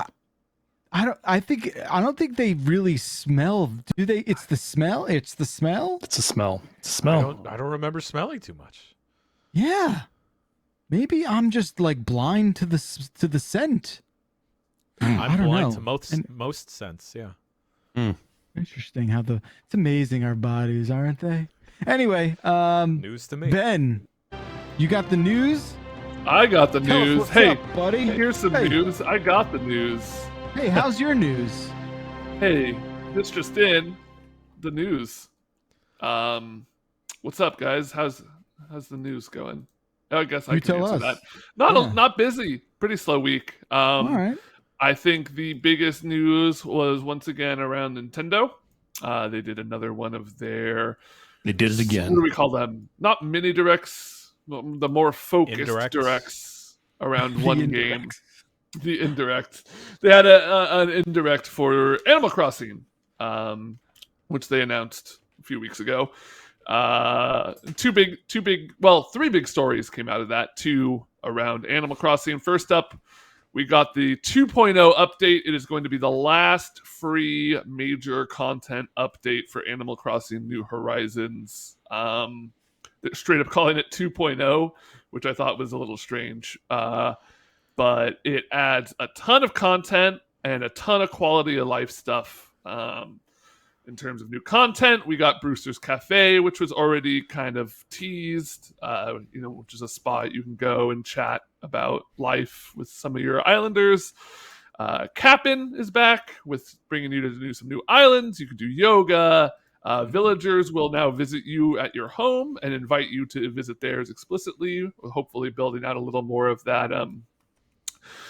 that villager personality that I think we all agree was one of the major things missing from the game. yeah, like stuff they've done before in other games that was good, and then they said like, let's just not.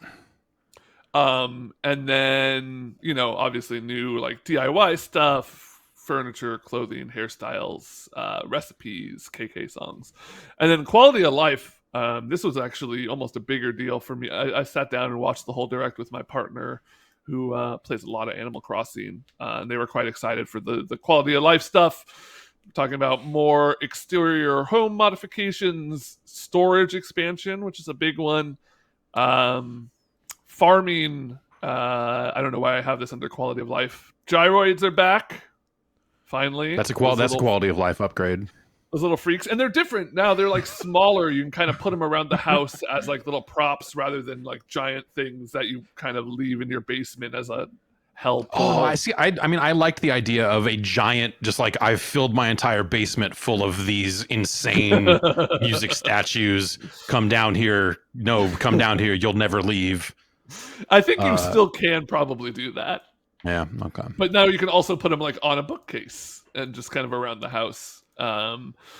Navigation, you can squeeze through tight spaces, which was literally a problem I had the day before where I was trying to decorate and had to keep moving things, picking it up, putting it down, yada, yada, yada. I think one of the cooler ones is island time ordinances. So you can be like, hey, I want my villagers to wake up earlier because I like to log on at like 6 a.m. and play Animal Crossing and no one's ever fucking awake. They've done that. They did something a lot like that in the previous game. Do Yeah, they just have totally. an alarm that blasts, waking everyone up? Yeah, but they play the Salute Your Shorts theme song, gets everyone out of bed. Oh, Lovely. nice. Nice. So yeah, it seems like a lot of stuff coming in this free update, which is needed. The game was not well supported in its second year. It had a good first year, lots of little events. You know, the individual events were hit and miss, but at least they had them. Mhm. And then I feel like the tide kind of turned when the second year rolled around and they were just kind of doing the same thing they did in previous years. I don't know how many of you have tapped back into Animal Crossing at all Not recently. at all. Not it. I made the decision when I saw what the process. I don't remember if I said this last week, but when I saw the process was to move an Animal Crossing island from one Switch to another, I instead Yes. said, "How about I just don't?" Yeah. And so I don't. My island is gone now. Actually, Nikki from Fanbyte accidentally deleted their whole island in that whole process of moving over their save data from an OLED Switch or from an old Super Switch cool. to an OLED Switch, and it's a whole separate process to do the Wow. Animal Crossing Island stuff. So that's like hours, if not days, just down the drain. I don't yeah. understand it. Shit. I have no fucking clue why it is such an arduous process to get that transferred over. Nintendo wants the islands to be sanctified. Like they want them to be clean and cheat free, which is funny considering you can just could still like time change the timer travel. and do shit like it, you know, yeah. But there's I think there's an element of like, well, we don't want to duplicate the island. We don't want to, like, Animal Crossing has always been this like Mr. Rossetti, like, well, when you open up the island save file, make sure you close it at the end and don't just turn it off because of the way the game is, you know, there's just a lot of stuff around that they have always, for whatever reason, felt like, hey, instead of letting players like mess around and have fun, how about we be really weird sticklers about this specific thing? And it's kind of always Wait, been that you're telling way. me Nintendo's being weird sticklers about something? About like one specific thing and then ignoring a bunch of other stuff. Yeah, it's like this is the one they chose. Yeah, I don't know.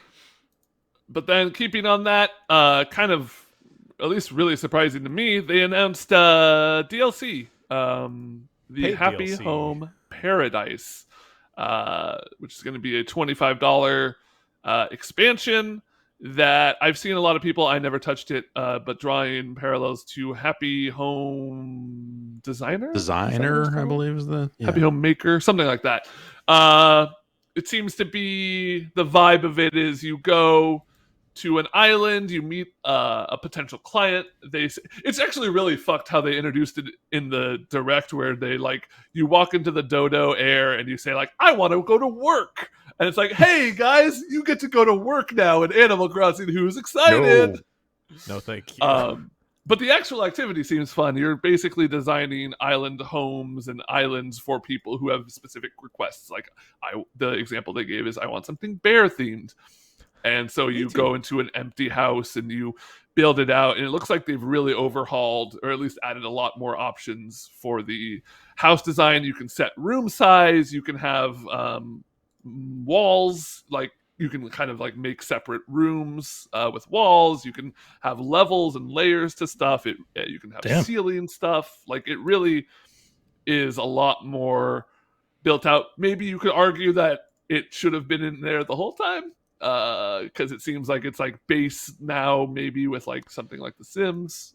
Ben, do you know if you have to like earn or buy these things, or do they just give you like a budget to mess around with?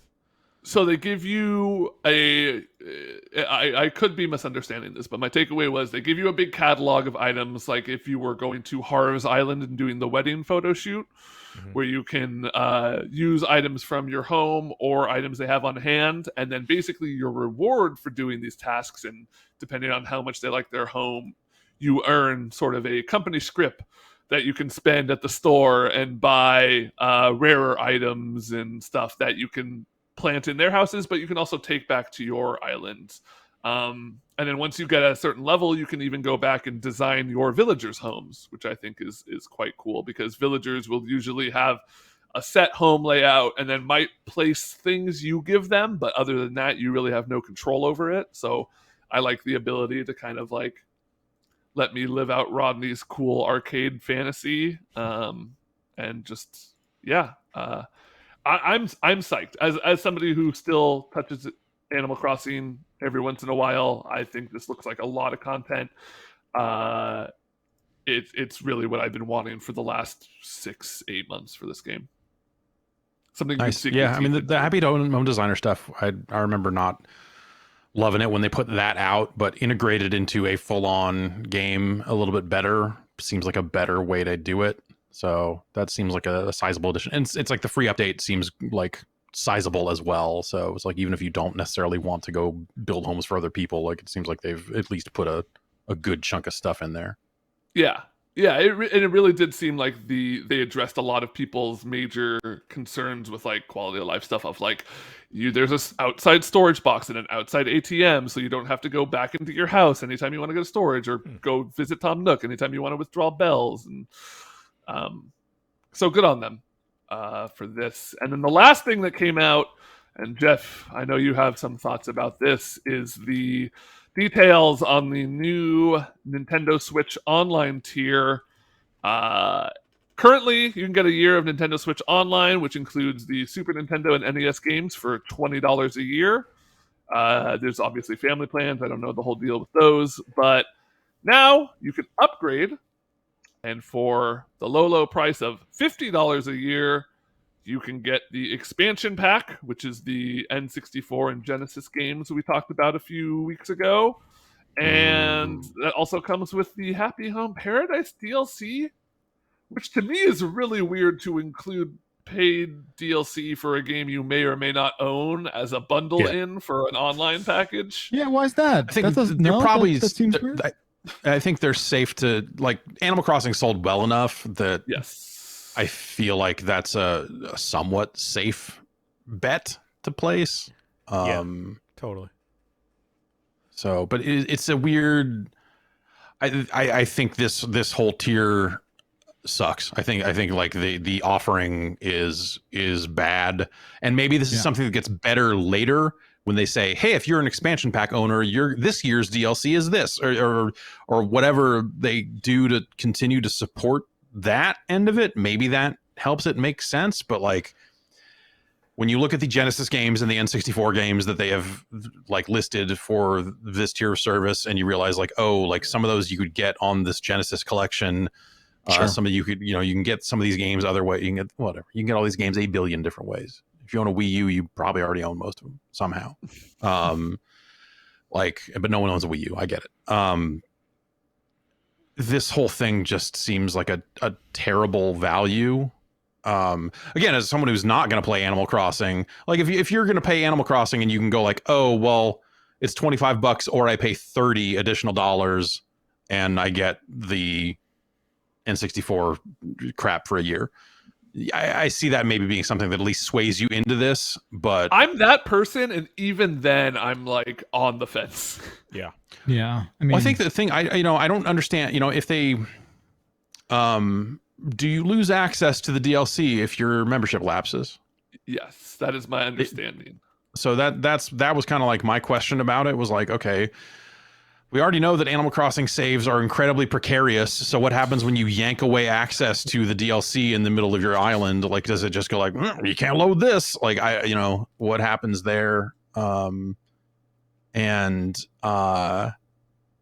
don't know. I think I was already on the train of thought of, I don't know why I'm paying Nintendo anything, because I don't think their online offerings are frequent enough to matter.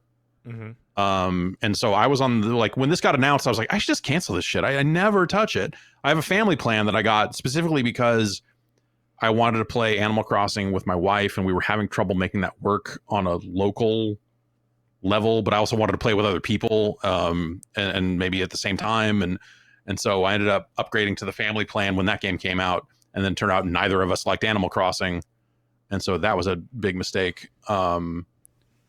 And now I'm like, well, I guess Splatoon 3 is coming out. Like that was my thought of just like, well, I guess like I will want to play Splatoon 3 on the internet against people.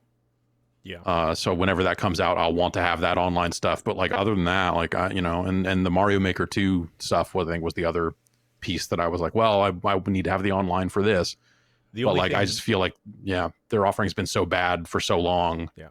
The only thing keeping me subbed to the Nintendo Switch Online service right now is honestly just Pokemon Unite, but Unite has now hit mobile, so I could get around that by just playing on my phone. Just have to get used to that different ecosystem. And I mean, Splatoon 3 is so far away, and like, Yeah. I can't think of any other like online game other than current Splatoon that I'd fire up to try and play with other people.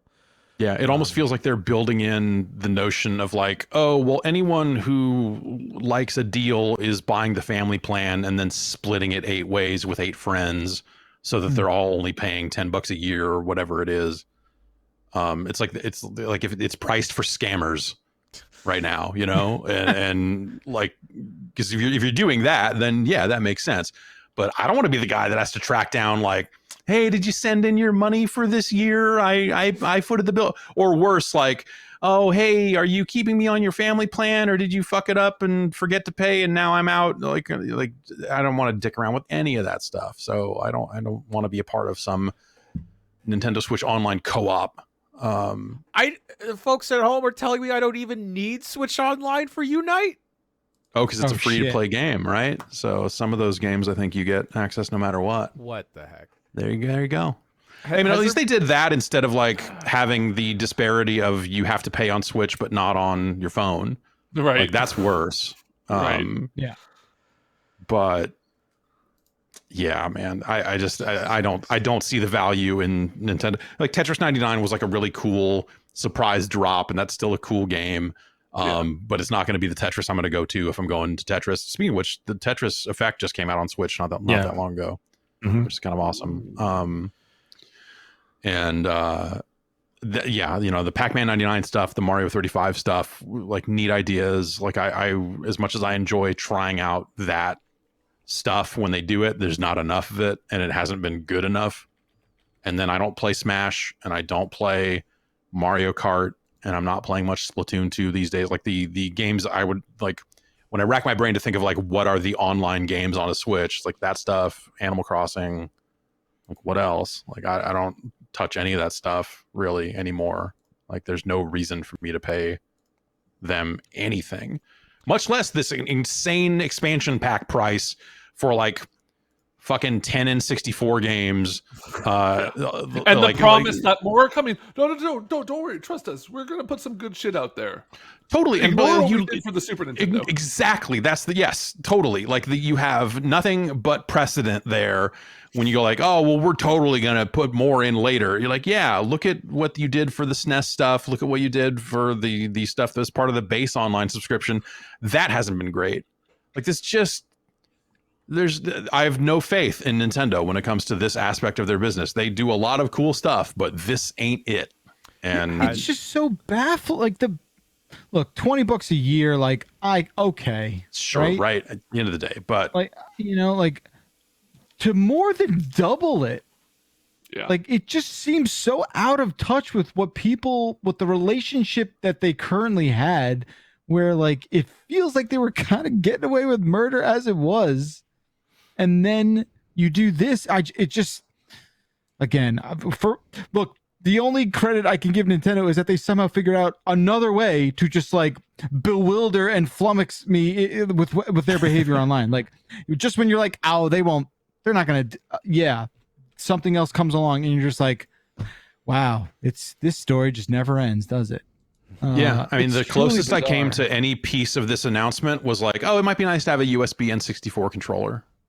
Because when I want to play N64 games, right now I have to find, what is it, my 64 drive or the N64 cartridge adapter for the Retroad or something that has a couple of cartridge ports on or controller ports on it. And then if I hook all that up, I can plug in a real N64 controller into my PC. I mean, there are easier adapters that you can get than this, but there was also part of me just straight up USB N64 controllers. Yeah, I have one. You could just buy one. But are they good? I mean, they're not official. Are they janky? Like, I feel like look, I remember 96, 97 third-party N64 controllers, and those okay. They feel adequate. Okay. But like, yeah, I think we can agree the N64 controller is bad, but also it's still the best way to play most of those games. Yeah. So it's like this. It's this sick. Yeah. Like you have to just make peace with that and and just like, I have to use this thing if I want to play these games. And I don't always want to play those games, but when I do, an Xbox controller, the Switch even, this is just not going to be the right way to play some of those games. And the N64's greatest games will probably, or some of their most notable games will probably never appear on that. You're going to get like a Turok 2, you're going to get like a GoldenEye, you're going to get what? You're going to get Glover, Silhouette Mirage. Hey, we got Win back. Hey, we got Win back is like, that's like that's the going out of business sale thing you write on the store front. Hey, we got Win back. We got Win back. Like you've written it on a bed sheet and hung it up. I assure you, we've got Win back. Like there's nothing. It's just sad. So there's been the loose promise of additional N64 and Genesis games. Has there been a looser hint maybe at like GBA stuff or Game Boy stuff? I think there was some, or just it like was some data mining, or someone hacked some stuff out of the firmware and noted that those emulators seem to be represented in there in some capacity. So it's always possible that this comes to either the base subscription or the expansion tier or something, and they just chose not to announce it. But again, those are platforms that are well represented in a lot of different ways around the world that you don't necessarily need to Switch to play them. You could play them on a Switch right now if you wanted to jump through too many hoops, but it's a weird deal. Yeah. And I think most people ultimately think not worth it, but people will buy anything Nintendo does these days. So let's move on here to Silhouette people Mirage. buying. What the fuck am I thinking of? That now I have to. It wasn't Silhouette Mirage. I was thinking. Oh no. What was the N64? Oh god damn it! Forget it. Never mind. It was Win back. It was Win back. When in doubt, it's Win back. If it's not Win back, it's Hybrid Heaven. Go on. Sorry. Speaking of anyone buying what Nintendo is going to put out, Metroid Dread is on track to be the biggest Metroid yet. Last week, I think we talked about how it was the highest selling Metroid ever in the UK. This week, it has come out that it is the biggest selling Metroid in Japan, which classically, and I was surprised by this, Metroid's cool. Really not a big deal in Japan. Really? Classically, this is not a why very you don't well-selling get. game. This is why you don't get a lot of Metroid games. Yeah, because in Japan, it's just never been really much of a thing. I was kind of reading up on that, and apparently, just in general, sci-fi is a little less of a thing in Japan. There's a giant there Gundam. I'm Japan. not saying that it does not exist. I am saying that generally, I'm not yelling at you, people Ben. I'm prefer- sorry. People prefer other types of stories, and that's why you get this like silent protagonist in a sci-fi setting. Didn't really connect with Japanese audiences. Mento is right. Mischief Makers. I was thinking of Mischief Makers. God damn it. Oh, I love Shake, Mischief shake. Makers. And yeah, so I think it's on track to obviously probably. I don't think video game numbers in America are weird, right? Like those don't ever really come out. People just kind of say like, oh, based on this other thing. They exist. They don't get, like, NPD doesn't report publicly. Like, Right. I used to be able to get like a monthly report out of NPD that had numbers in it, and then at some point they started redacting all the numbers and just saying, here's the top 10 without really getting into it. And then when things went digital, that stuff got even weirder, because I want to say that Nintendo doesn't report its digital sales to NPD, so it's just physical when that stuff does get out. Anyway, long story short, yes, numbers in America are weird. Yeah, so we might not be ever seeing like it's the biggest selling Nintendo Metroid game in America, but obviously this is a good sign. Like this shows Nintendo that there is interest out there for more Metroid games like this one. I think that's a win for, if we get Win another back. Metroid game from this studio, I will be happy. And people were nervous. I know people were really nervous. Like, this is going to be the game, right? If this game flops, we're probably never getting another like Metroid game like this anytime soon, right?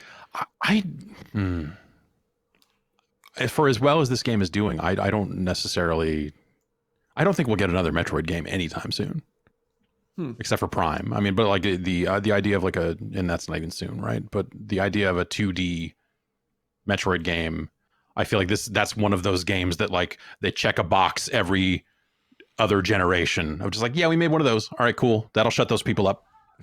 And Well, yeah, but I think it maybe changes a little if it like outsells all the other ones by a margin, right? Definitely. potential. I just don't think Nintendo works that way. They never have. Like it'll make it more likely, but Nintendo tends to operate in a way of like, are we passionate about this game? Is there a developer we can find for it? And actually, in some weird ways, maybe having Mercury Steam do a lot of that development makes it more likely that there'll be one, because they can they don't have to do the work themselves. You know, like Sakamoto touches that game and does stuff, is credited on that game, and you know there is a lineage there. But I guess I never We'll see. realized Metroid wasn't like developed internally for what seems like a very long time. Oh jeez. I thought Mercury Steam was just like for this joint, but I'm looking now, it's like, damn. yeah, they did Zero Mission, or no, I'm sorry, they did the Metroid 2 remake. Yeah. And then the other M debacle was Tecmo, or Koei Tecmo. Oh yeah, Tecmo. Jeez.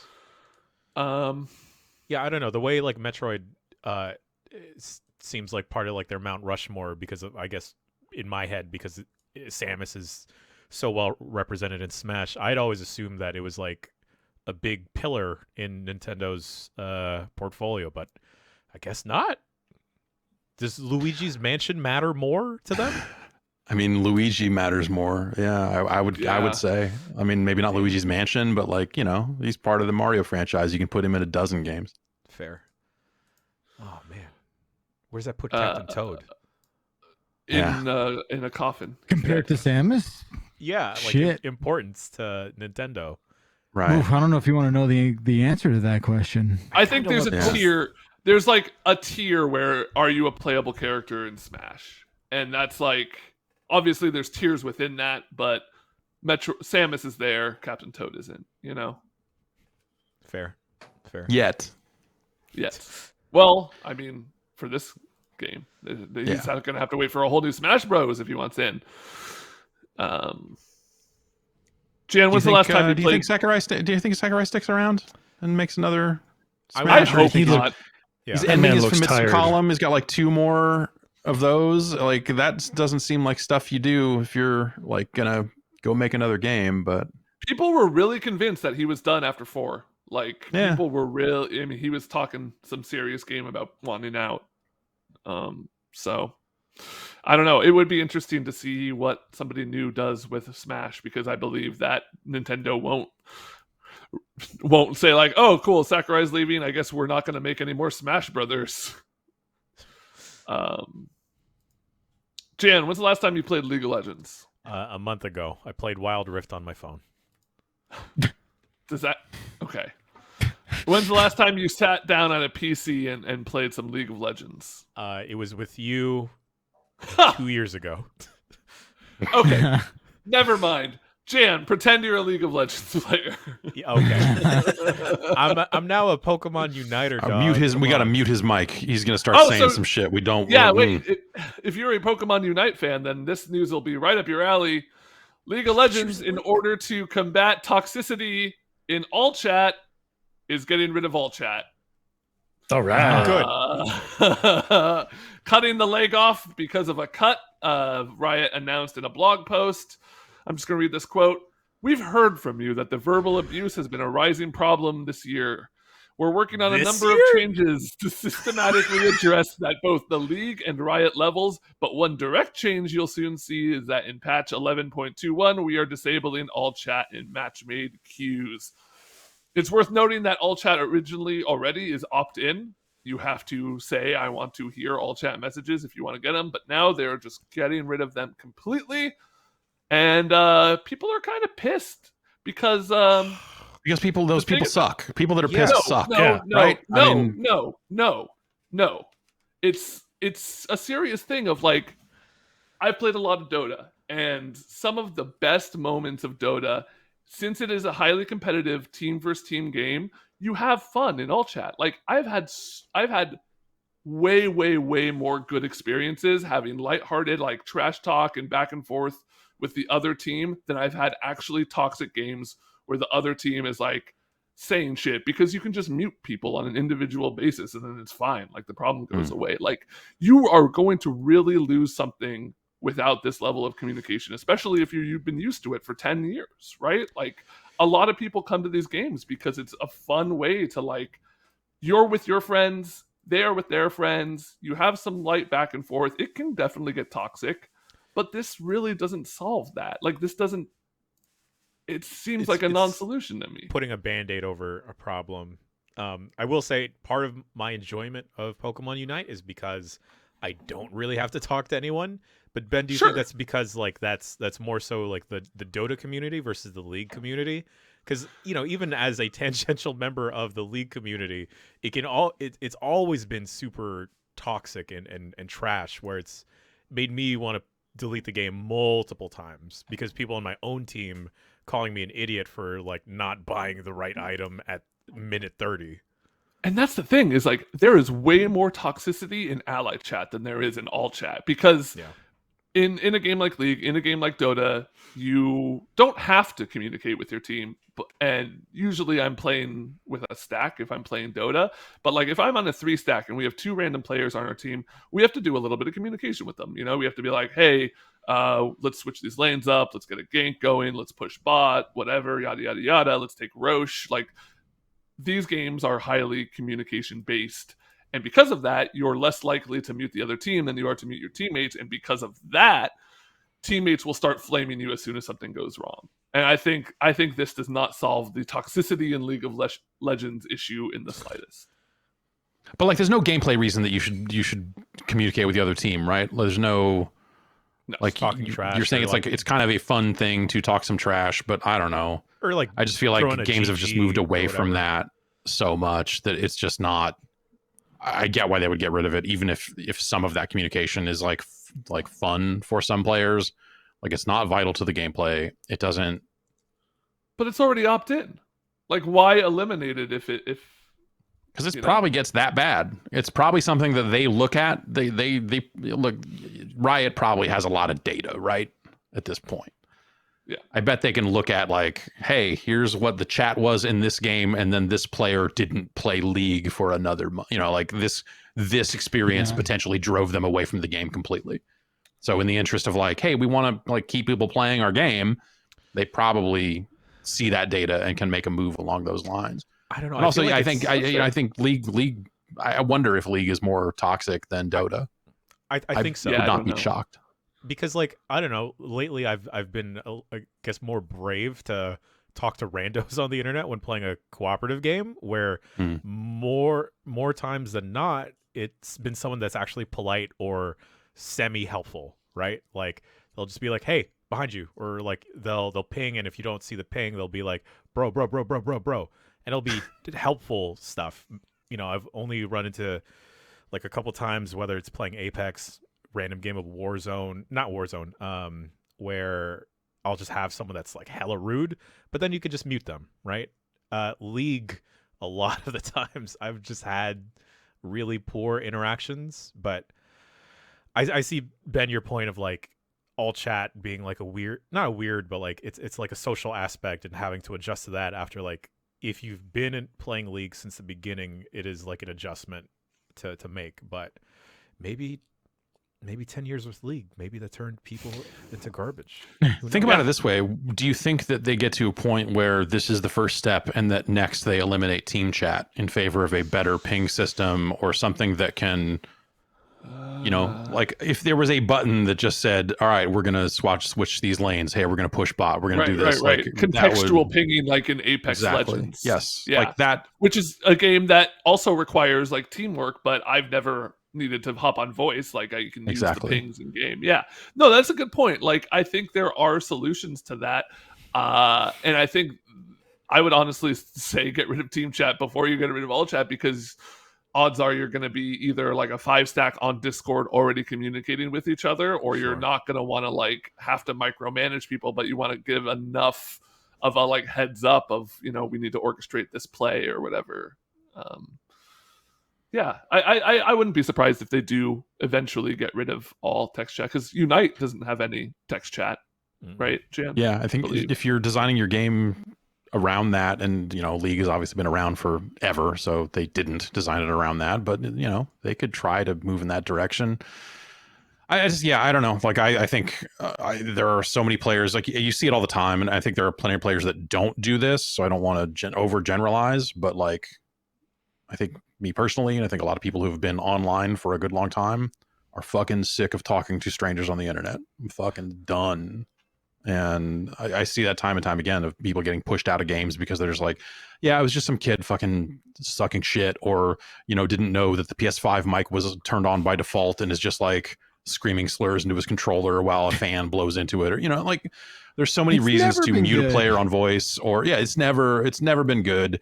I feel like the early days of 360, it was at least novel, and you could go like, wow, all these people are really shitty, but that's kind of fun in a sick way because God, this kid wanted his chocolate milk real bad, or, you know, whatever. And we're just past that. And I don't think there's been an adequate solution.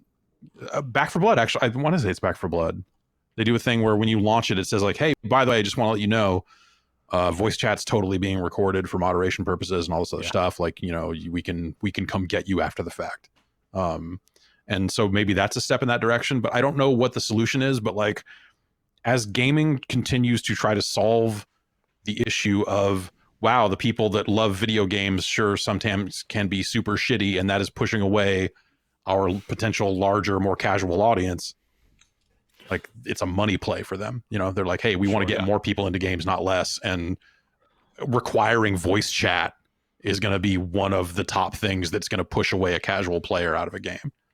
So I wonder if more and more games start moving in that direction. And and then you also have to like factor in the sickos like me who love this shit, right? Who like love weird voice chat, and like that's a part of the draw for them. Like, how do you balance that? It's not. I used to love it to death, man. I had so many like dumb, weird experiences, like shit talking Call of Duty players in 08 and, you know, or whatever, just like. But I never made any lasting friendships out of that stuff. It was always just like, well, for 5 minutes, this person's going to curse at me and I'm going to laugh about it a little bit. But at some point, it's enough. It's enough. I will say there was one time that I was especially salty, and I did a very moderate amount of flaming. No, like slur. I can get mad in wait. I've never been mad in a video game. Careful. But if I was mad at a video game, I would get a little mad and, you know, just be like, hey, why did you use that ult? Like, we were going to blah, blah, blah, blah. And I did that one time in an Overwatch game, and somebody went, Ben from Giant Bomb? No. And that added a whole layer of like, well, now I could never flame somebody in a video game again. That is just that Homer Simpson gif going into the bushes. I don't know if that's not that. Yeah. Oh boy. Yeah. That's... And then I'm contractually obligated to just really quickly, since I talked about League of Legends, I do have to mention that the International concluded this week. I'm not going to spend a lot of time. Don't worry, all you Dota haters out there. It was a really fun tournament. Tiny little team that nobody would have predicted to go all the way, full of 19-year-old kids, are walking away with $18 million for getting first place in the tournament. A Russian team, Team Spirit. Kind of like a tier 2 Russian team that nobody Dota is back, baby. It is, dude. And Vladimir Putin was out there. He made an official statement congratulating his valiant esportsmen. Oh God, which I thought was fun. God. Oh no. It was a little weird there. And then he immediately took all their money. Well, it got a little weird because everyone there was a COVID outbreak, unfortunately, mid-tournament. So you just had a really stark contrast where one day the panel was wearing masks all of a sudden and didn't acknowledge it. Unfortunately, that's just the state of the world we're in right now. And then lastly, they announced a new hero, Marcy. Any of you watch that anime, Dota Dragon's Blood? Yeah, I missed it. I missed the Dota anime. Anyone, I guess it's a lot of stuff that, Jan, did you watch the Dota anime? No, I was scared it would inspire me to get into Dota again. That's fair. They are adding in Marcy, who is the mute character introduced in that show, coming out, I don't know, in fall or something. Dota. Another year of Dota. Talk about these games sometimes like they're straight up narcotics. I feel like Jan's talking about like, I'm scared I was going to get back into it. It's Right. just like I how don't know. addictive it can be, you know? Oh, I get it.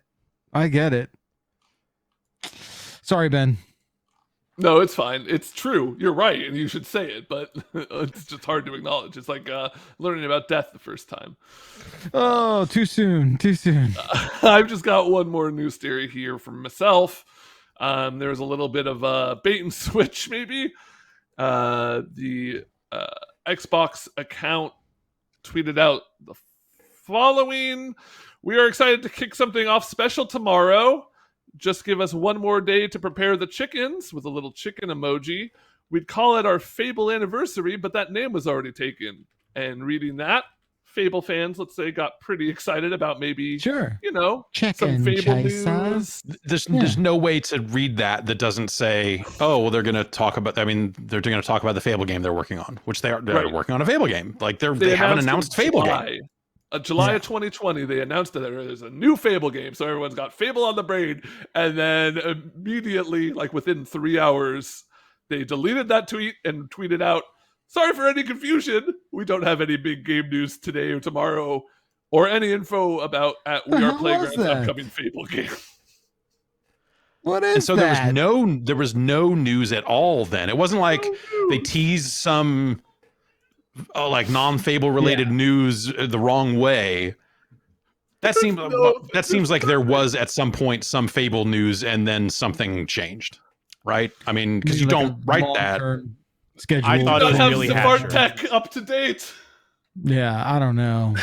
I thought we were Some finally Excel getting Billy Hatcher spreadsheet. again. Yeah, some Excel spreadsheet, like someone forgot to delete one cell from it, and some scheduled tweet went out, even though the plans had changed, right? I mean, that has to. You don't, Especially you if there was wouldn't- nothing else mentioned afterwards. Yeah. right? Yeah, it wasn't like they did that, and then the next day they were like, "Here's the Forza soundtrack." You Yep. know, and they just like whoever wrote it was just bad at teasing something. That's yeah, I don't. That's Sorry Weird. to all the Fable fans out there. yeah. It wasn't like they were Sorry. like, "Hey, the refrigerators are on pre-order, and you could put a chicken in it. You could fit a chicken in it. You can fit a chicken in it." You could fit a Um, chicken in it. Someone say Yeah, fridge. What?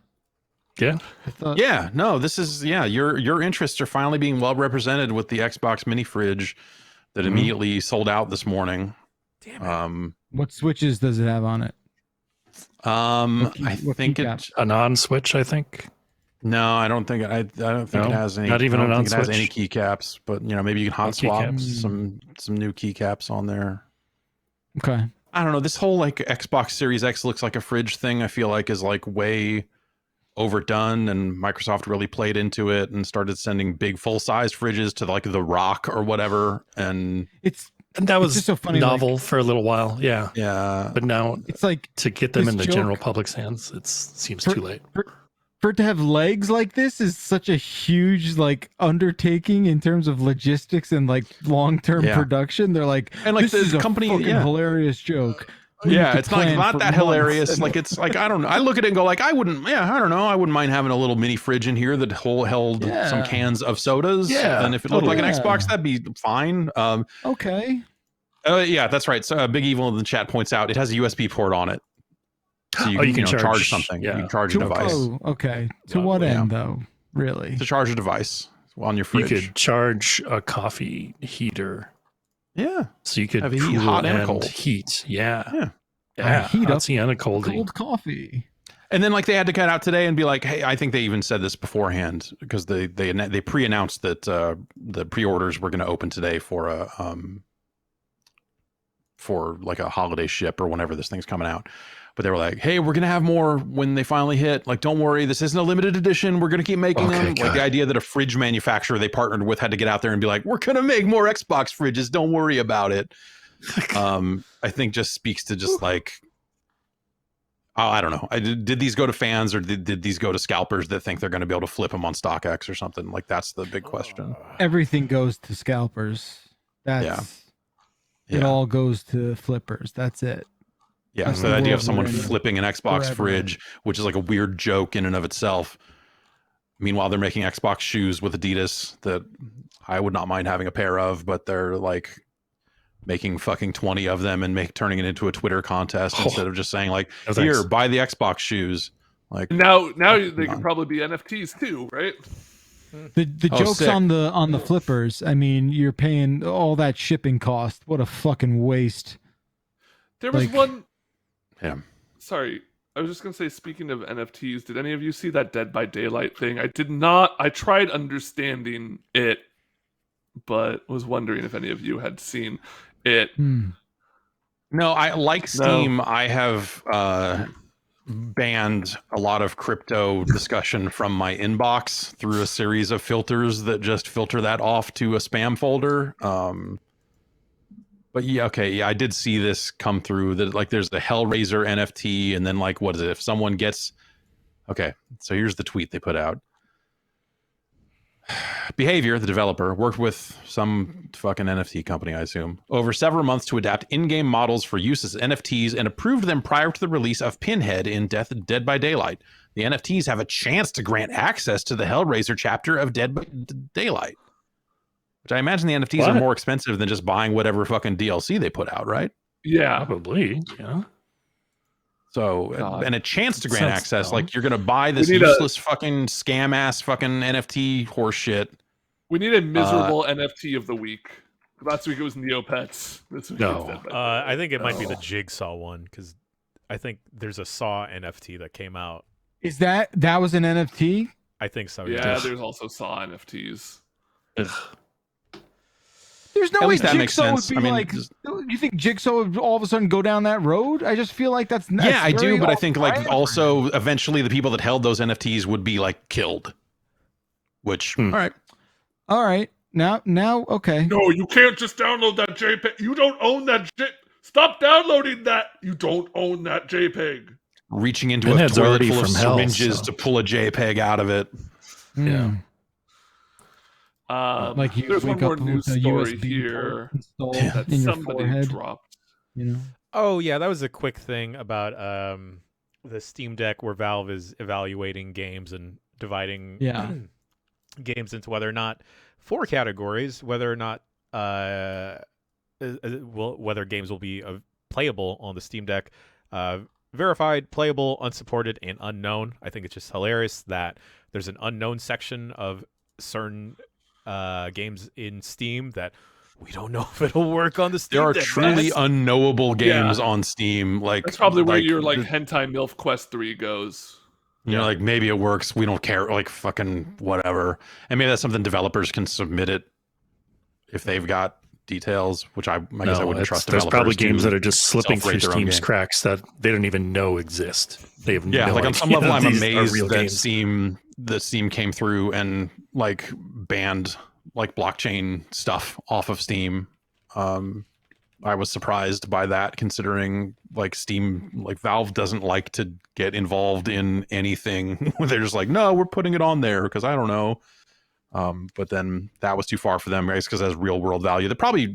Brendan Sinclair had a good article about this over at GI Biz, I believe, talking about it a little bit in terms of just like, this is probably like they are afraid of like the regulatory hurdles that are about to come in the direction of anything crypto, NFT, whatever, and why not get ahead of it and just say like, we don't want any fucking part of this. Where you're trying to claim that a real world item has value and all this other stuff. Like the whole thing's a fucking scam. And when they try to apply it to video games in that generic way of like, you own this in-game item and you could take it to any game you want, it's just such a fucking thing that like no one who ever played or made a game ever fucking touched that, because no right-minded video game player would ever assume that that would work or make sense or be possible in a way that was meaningful. Like all that is just, anyway, I could fucking ramble on about that shit for another fucking 3 hours, but fuck this shit. We're Should doing suffice. great. Is the Yeah. takeaway, right? We're doing just fine. I mean, like, you know, even if it's not always for the right reasons, at least I feel good that Steam did this. And then on the other end of it, Epic, of course, wanting to fucking be like the most open store in the world because they're in the middle of a lawsuit talking about how great open storefronts are. Was like, yeah, we would let those games on the Epic Game Store, even though I feel like Tim Sweeney has talked shit about that stuff in the past. It's a weird the world. It's weird, is what I mean. Certainly. Wall babies. Possibly the worst thing to come out. Yeah, but that wall baby NFT exception. Yeah, I'm in on that. Yeah, it's like if you push a button on the JPEG, it just goes.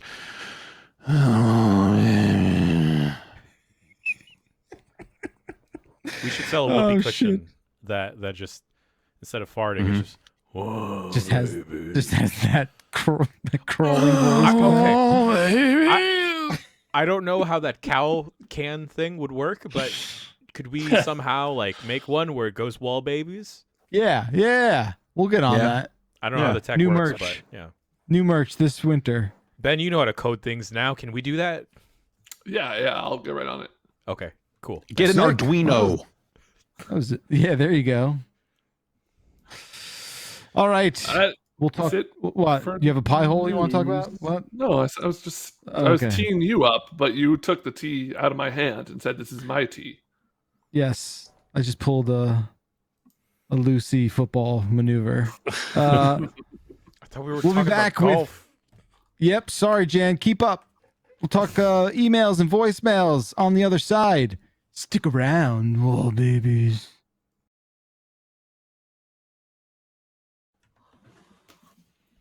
Hey, what's good? Welcome back to the Bombcast. It's time for interactivity. Ooh. Voicemail dump trick.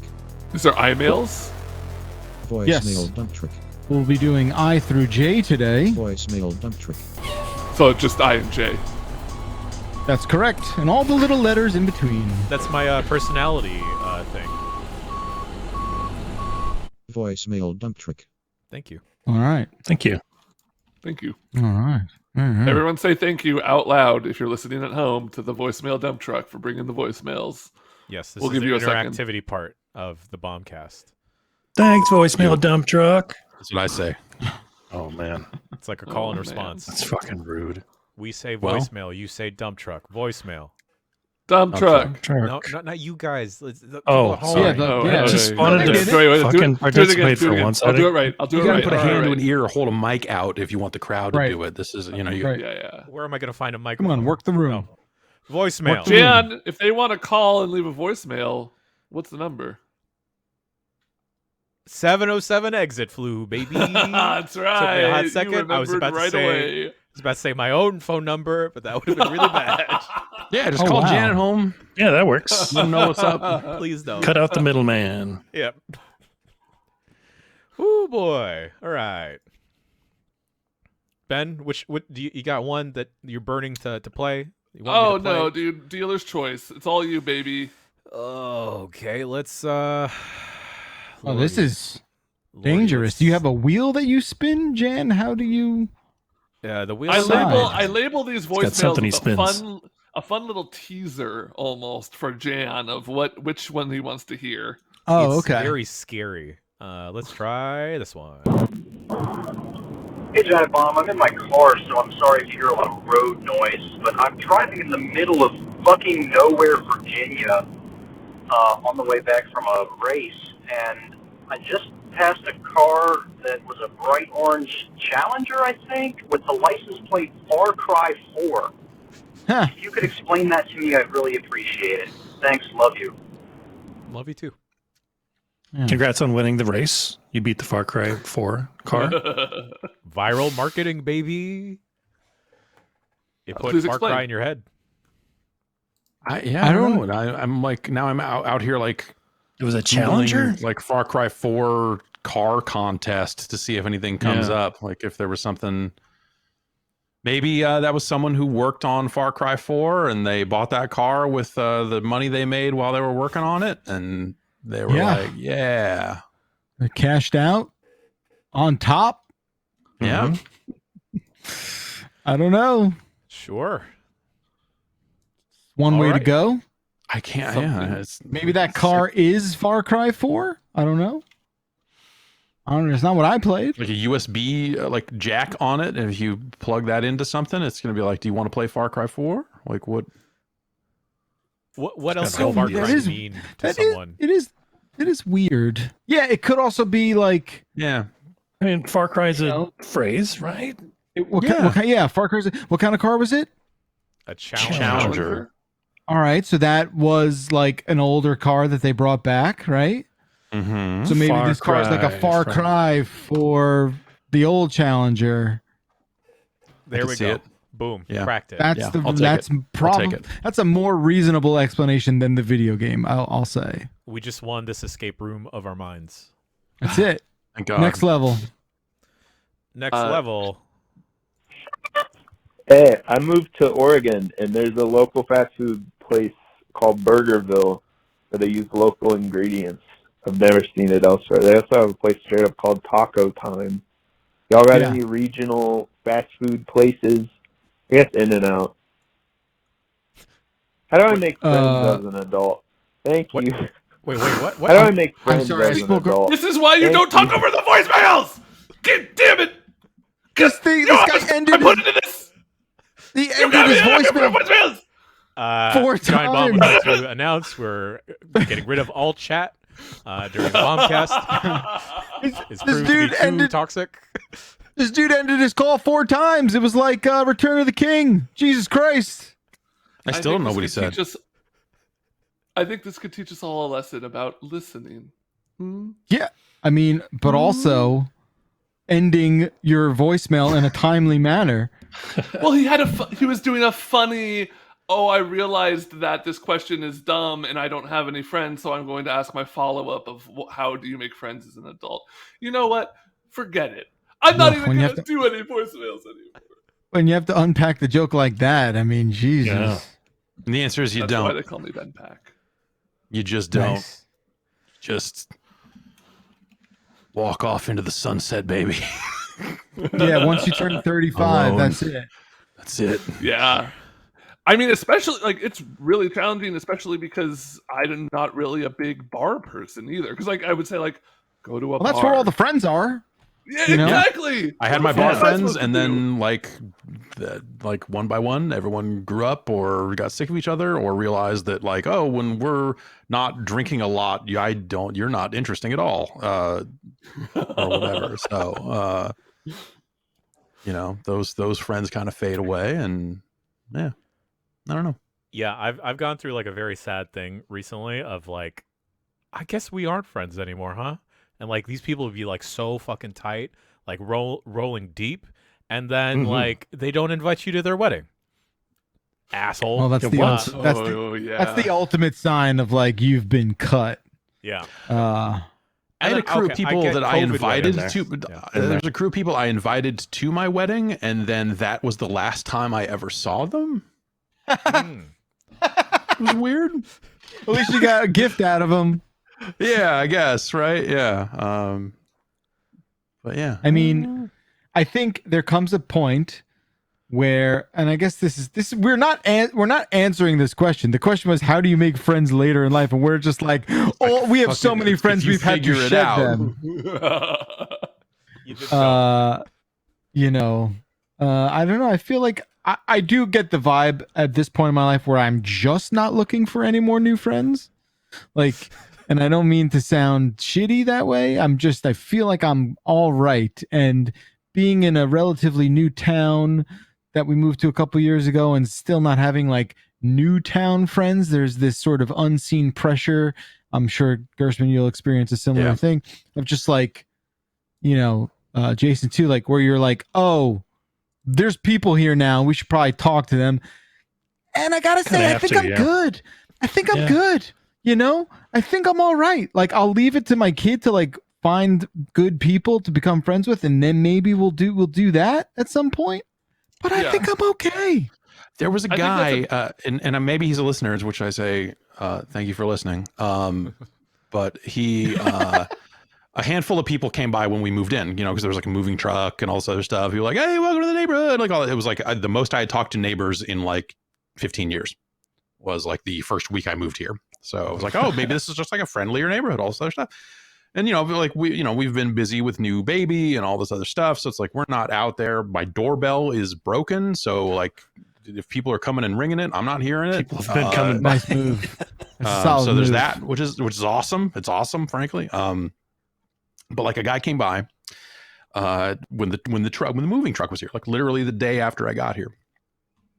And he pulls up and stops, goes, "Hey man," and I'm like, "Oh hey, how's it going? Yeah, welcome to the neighborhood." And he's like, "Oh yeah, no, I live in the house around the corner. You'll know it's the newer one." I'm like, "Okay, all right, whatever. I don't know what that means, but okay, great. I still don't know what that means, and I've been around the corner." He's like, "Yeah, I'm in a 90s cover band. You should come check us out. We're playing at this place on Friday night." And he's like, "We play like, good, not like that bull. We'll play like Stone Temple Pilots. We'll play like good shit, like Stone Temple Pilots, like that." 311. And I was like, sick. Because like that's all I can muster at that point. Like, that sounds awesome, and it does. It does sound awesome. Yeah, good for them. There was a moment there where I was like, "Let me join your cover band. I can rap." I'll open up a whole new category of songs to your group. You get access to all of rap rock. That's right. Oh yes. You want to do Butterfly? I know alternate lyrics. Let's go. Finally. But I did not say that, and I did not catch his band because we had a bunch of other stuff going on, and there's still a pandemic. Turns out. Yeah. But there's a part of me that very much wants to catch this sick 90s cover band now. But he didn't say the name of it, so maybe if he did, I don't remember it. So unless he swings by again, we'll never Just know. check for the new house. Yeah. Yeah, just look for the new house around the corner. That's all. I'll keep an eye out for your SoundCloud. Okay, thank you. All right. Jeff or Jan, can you play the other one that starts with an R? Everyone be quiet. Everyone be quiet for at least 30 seconds after you think the voicemail's over. Okay, this is 5 seconds, okay? Got I'll it. Tell y'all how long these voicemails are. That helps. Can you rate my cat meow? Was that Wait, their meow? was that hurt? I think it was their meow. Yeah. Rate my Do you- cat's I meow. think it's the Meow. caller. It's okay. It's not They're her saying- cat. Is it her meow. rating the cat's meow? Is that Yeah. what we're Rate asked to do? their Okay. meow on a scale of, let's say, 1 to 5 stars. No I'm gonna half say stars. 3. That's It's bullshit. fine. Yeah. It's fine. 3? Yeah. Middling. Yeah. I think it's too. I mean, It's too I think human the sounding. problem It doesn't is too sound like a short. real cat. It's too human. and- There's too much M. Like yeah. real cat doesn't have like much M, right? Mhm. It's like And we're it's like, more of the vowel sounds. Yeah. Mm. Do we all just want to go around and do a quick one? That was mine. Meow. That was Ben's. This is a cat? Yeah. Yeah. Doing a cat. cat? The No, cat no, sound. no. Yeah, doing a cat. Escape. I don't think I've ever been close enough to a cat to hear it do this noise, so I will just make one based off of memories from entertainment. Not that, bad. that was good, Dan. Okay. All right.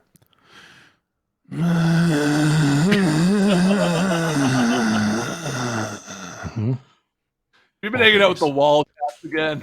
Yo, Yeah. what's up with this cat smoking like a cat's very pack of sick. Marlboros This cat a is very day? sick. Like, This cat is very sick. Don't get near Yo. this cat. switch to filtered, my dude. All right. What King about size Kent. Yeah, seriously. Got the 120s. let's do one more voicemail, then let's read a couple emails, huh? Let's play this one. This is 19 seconds long. Got it. Hey, this is Nathan from Tumwater, Virginia, whatever. What's your favorite? Shit. What's your favorite ocean that you've been in?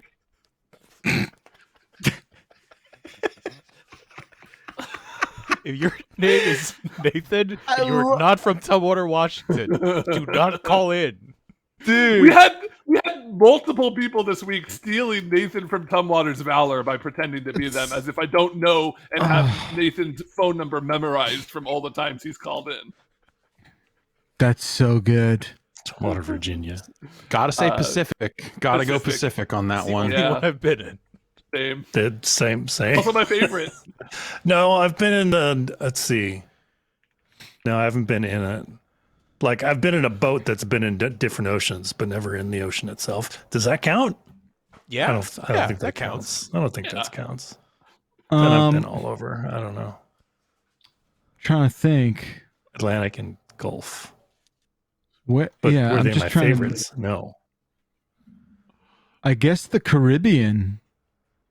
Hey, shit. Ooh la la, Mr. Fancy. Yeah. Island I Bill mean- over here. Well, it's that or the nice. And then the Pacific, like Hawaii is unbelievable, so I'll go Pacific there. But like, I've been to There you Aruba go. a few times, and holy fuck, that water is just ridiculous. So that's where I'm at. All right. Well, that's all the ocean talk. I can Island. attest there's no oceans. I like Ocean's Island 11. That's the favorite. I was the Yeah. guy that did the acrobat stuff. Oh, who like You're the fit in little you're the box? Night Wolf. What is the? Yeah, I was the fucking guy that did thing's the name? backflip and then my Oh, arm yeah. thing tore and there was a whole thing. But Yeah. it worked out okay in the end. I was one of the guys who picked up the porno leaflets at the end that they replaced the money with and looked at it and went like, "Ooh." La Oh, la. nice. Wait, I think you're. Oh, got it. Yeah. Okay. All right. I was mixing plots. My bad. Let's read a handful, a grip of emails. Rip it. Ben, what's the email not podcast, the email address? Bombcast at giantbomb.com. And the first one I have here is for Danny, but Danny is out on assignment. So let's just scroll down a bit. Hello, Bombers. Guy from Brazil here. In your opinion, what are the differences between evaluating a game for review and evaluating it for Game of the Year or personal ranking? For example, last year I gave FF7 Remake a 9 and Hades a 10. But FF7 was my Game of the Year. Does it make sense to you? Can you think of any example that you like Game A more than Game B, but you recommend Game B more? Thanks for all that you do. Guy from Brazil. Totally. Yeah, I think there's totally- there's totally there's, like in terms of how much you like a game versus how much you would recommend it to others, I think are two very different things. And I think that's something that's created, like when we talk about like when I'm talking shit about a game and people go back and dig up a review where I gave it an 8 or vice versa, like that's kind of the perfect example of that, because the reviews we were writing back then at GameSpot were very much designed to take the personal experience out of it as much as possible. You can argue how valid that was or not valid. I think that answer has changed a lot over the years, but that's how we were attempting to do it then. But I think there's even an element of it now where, like, I think if I'm looking at the 50 Cent Blood on the Sand is a game I've been thinking about a lot lately, as you do. Yeah. In terms of if that's a game and I'm trying to tell you what that game is about, and if I think it's for you, I think it is a subpar Gears of War clone that has a relatively shitty plot, some dumb driving sequences, and the secondary objectives are not great. But then this is a but that changes even more and more as time goes on. 50 Cent Blood on the Sand is a bona fide classic, a stone cold classic. Well, also it's like a one of a kind type of game. Yeah, right? exactly. 'Cause And that's something you don't really know at the time. But also, I still don't think I would necessarily recommend it to people, other in the context of like, it's not a great game. It's like serviceable, but like it's funny, and the dialogue is ridiculous, and it's only gotten more ridiculous with age. And I love that game. It's not a good game. I love it. It's not good. That's the difference, right? Yeah. That's I half think my you nailed taste right it. there.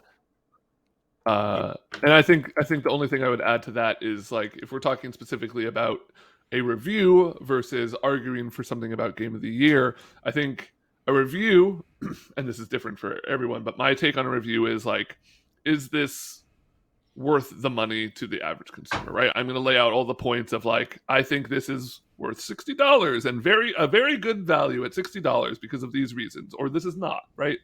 Game of the Year is like, it factors in not only like what a game is, but also what a game becomes, right? It gives you a chance to look at a game with how the post-launch content has gone, which has been really important recently. It is a thing where, like, say what you will about certain titles that we as a site have picked for Game of the Year, but I agree with every one of them because, like, look at PUBG. PUBG is not a game that I personally would have picked as my game of the year, but look at how much of an impact that game has had on the industry in the 5, 10, or however, it's been like 7 years or something. In the 6 or 7 years since it, like, you can't argue that it's not one of the most important, if not the most important game of that year, right? Like, it's not just about the value at that point. It's more of a total package, like how the game treats its players, what it does with post-launch. Like, there's so many more factors in play than I think for a review. Like, a game can review fairly well and then not even come up for consideration in our top 10 because of like, oh yeah, we all had a really good time with that, and then it just like dipped off the map completely. Like Cadence of Hyrule is one I think of for that. Mm-hmm. Yeah, like something that like, just doesn't, everyone was doesn't so stick hot on around. that Like game. It's like, this is really cool, and I don't want to think about it ever again, or what have you. I think there are also cases of just like, hey, here's a game that like on its technical merits is Last of Us kind of falls into this camp for me. Those games, like, on its technical merits, it's one of the most impressive games ever made. But do I like it? No, I never have. None of those games. Neither of those games, I guess. But the flip side of that is Pokemon Sword and Shield. Technically, really bad game in multiple aspects. Single frame moments of the game where it just runs very poorly. I love that game. So, and all things are possible. Yeah, anything is possible in Game of the Year. Yeah. Okay, cool. Scoob from Corpus Christi, Texas. Hey, duders. Since recently having a kid, being able to yell Xbox on, off, play, pause while holding a newborn has been a lifesaver in my household. Given how much hate the Kinect has gone over the years, I assume I'm the last person on Earth to use these functions. Do any of you guys use any old outdated tech for everyday situations?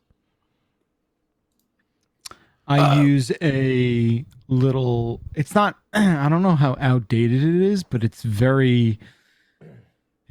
like a very dumbass solution for an analog problem, I guess. And it's just like, I have a bunch of these little things called switch bots, and all they really are switch flippers that are just like a robotic little hand. So like, I have a thing to like turn on a light switch, or a thing to turn on, or like, something. I have tons of them all over the house where it's like, well, I could buy new, sort of dimmers and light switches and hope that they all speak to each other on the same sort of platform, or I could use, this dumbass little Bluetooth Wi-Fi robot thing that's only purpose is to move its arm half an inch. And that sounds amazing. Does it make a noise? Is it scary? No, it's relatively silent. The switch flipping makes more noise than the actual robotic arm.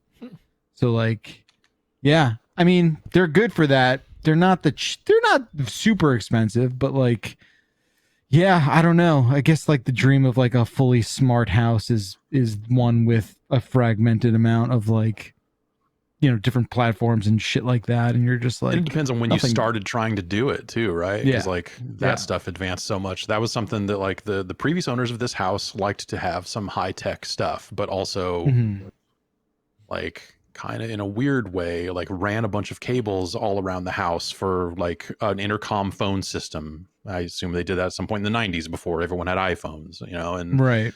And so you end up in the situation where, you've got like generations of attempts at teching up the house or attempts at automation, and then none of them talk to each other on top of that. And it's just like a nightmare. It's tough to future proof. I know that sounds crazy, but it is really sort of tough to do that successfully. Yeah. So all right. How are we looking? Y'all feel good? Maybe like 3 more emails? Yeah. Yeah. Okay. Keep them coming. Stefan from Eureka, California. A little bit of a long email, so I'll just jump around a bit. To Jan's workout story last Bombcast, it reminded me the amount of people hitting the pull-up bar when Uncharted 4 came out. They go into a whole thing about doing pull-ups, wearing long sleeves because of Uncharted 4 trying to get their Nathan Drake on. But the question is, has a video game ever inspired you to hit the gym or get into any new hobbies or activities? I definitely learned how to solder in order to make arcade sticks. Yeah, just general electronics, repairing controllers and shit like that. That was a helpful skill. I picked up boxing a little bit when Steve Fox got added to Tekken. Okay. Because I thought he looked hella cool, but then eventually got back into boxing, not because of Steve Fox. I don't know, drifting.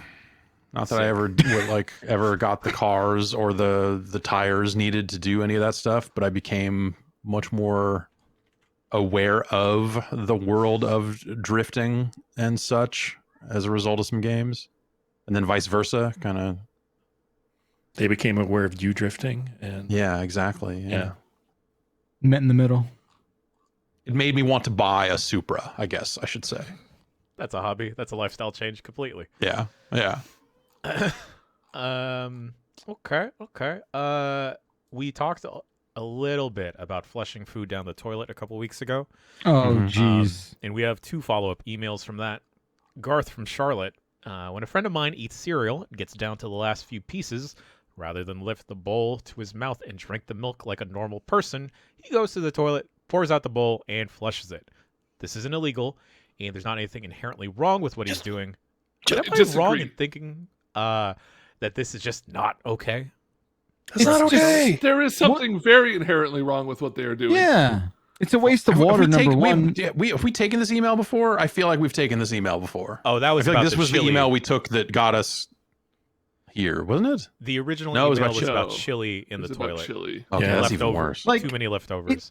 It's like someone saying, like, I just, use silverware and throw it in the garbage instead of washing it. Like, So it's just does this it person seems not so have unnecessary. Does this person A not sink? have like a garbage disposal or like a sink, Yeah. like a You don't that need- will yeah, sink. handle? It's just the milk, right? It It's just also milk. like Little pieces. we, Well, it's we just got a milk, lot it's- of yeah. we got a lot of emails and voicemails about this, but it's really bad for the ecosystem. It's really bad because it like gets out into the water system and shit, and like Milk? it hurts. What's the matter with Food milk? in general is like it is Fish bad for the can't drink pipes. milk. Why not? You mean food in general? Yes, in general, there is an enzyme-esque property to poop that food doesn't necessarily have, so it doesn't break down properly in sewage pipes and is not great to do. So the fish are okay with poop, but not milk. Yeah. They're okay with poop. Okay. Think about that next time you get some fish sticks. Turns out. Yep. Think about that. And Jeff, you touched on what Dustin from Moose Jaw, Canada emailed about. I'll just read it real quick. I'm sure you guys got several of these, but please tell people it's not okay to flush food down the toilet. Sewage needs the digestive enzymes that your poop has to break down. Food that hasn't been through a person clogs things up and creates fatbergs, apparently. Yeah. Yeah. Well, I thought the Fatberg was like what happened. There was a big Fatberg story in the UK. I thought that was mostly. I haven't been to a Fatberg since there's the one on the Vegas Strip, and I went there. Yeah. I love to get an egg on a burger. That's personally, Nice. that's just me. It's tight. You don't want this kind of Fatberg. Let me tell you. All right. Okay. I think it was all like the quote unquote baby wipes. flushable wipes. Yeah. Yeah. They're not actually flushable, huh? I know. It's Please, such we a are bummer. not taking any more emails about your stories flushing food down the toilet. I don't want to hear it. It's the most disgusting thing Yeah. I've heard, and I can't figure out why. It's just there's something that is just brain breaking about the whole thing. Put it in the sink or the garbage. Okay. I can see with cereal milk, you don't want to put it in the garbage because it's liquid, and that's going to mess up your garbage if you're using paper bags or something like that. But also, if it's liquid, pour it down the goddamn drain. Yeah. Right. Yeah, I don't. Why the toilet? I don't. Stop. Yeah. Yeah. Or drink it like a goddamn real It's just human like being. Like a fish. Yeah. So this is now painting a picture for me in homes around the country where like someone's like, anybody else want this pizza? It's going in the toilet. It's just like, They no, they put it in the garbage. The only way I could see that making sense is if it's some kind of sex thing. Okay, now we have For to what? please, Jan, For the please toilet? Move on. Please move us on, Jan. Yeah, I mean, Yes. if you just got like a food in the toilets thing, Jan, Oh, please. got it. Jan, Got it. big like hands. the only reason I could see that making any kind of sense is because you got some kind of sick thing about it. Jan, if you love me, you'll move us on. All right. Okay. Final email that I got, and Andrew from Chicago attaches a picture to this, where it's a news breakdown on a gas station pump talking about the Activision Blizzard lawsuit. Andrew writes, I just saw a news story on a gas station pump TV about Activision's $8 million settlement with the EEOC. What's the weirdest, most unexpected place you've received game industry news? And I have a story about this because I was on the drive back from E3 one year. I stopped at a gas station and it was CNET on it. And I was like, oh, I'm going to see Bacalar in this. And I decided to stay at this gas station pump for half an hour waiting for Jeff Bacalar to pop up, only for it to be all these other CNET people that I have no idea who they are. Bacalar I never really worked there, is what I need to tell you. It was all a scam. It's like Bacalar just hung out in the building. Right? That's funny. What year was it? God, this must have been my first E3, so 3 years ago. Yeah, I don't know. Yeah, it's E3 used to be a real weird time for me. Let me tell you. I think that was the year before you were in person at the Sony thing. Oh fuck! Why would you? You know what though? Yeah, I remember calling you guys. A part of me is I do remember calling you guys, and I also remember saying something to the effect of like, I think I said literally never again will I do this, and I've made good on that promise. I remember saying that, and I'm proud of that, being able to cash that in. So. Oh boy! I think mine's not necessarily like I'm sure I've gotten game news like in the back of a taxi or something. They have those like sort of similar to the gas station type thing. They'll have the screens in the back of a cab. That's always a weird one, but I guess it was probably when I was homesick and on the toilet when Sega had the conference call announcing that they were canceling the Dreamcast, or that they were ending production on Dreamcast. I was pooping, sick, not feeling well. Mm-hmm. Makes sense. It's appropriate. Okay. Yeah. All right. Well, hey, that's where we're gonna tie it all up, ladies and gentlemen. Emails to bombcast@giantbomb.com. Please do not send any more toilet food emails. Yeah, we've hit the quota. Okay.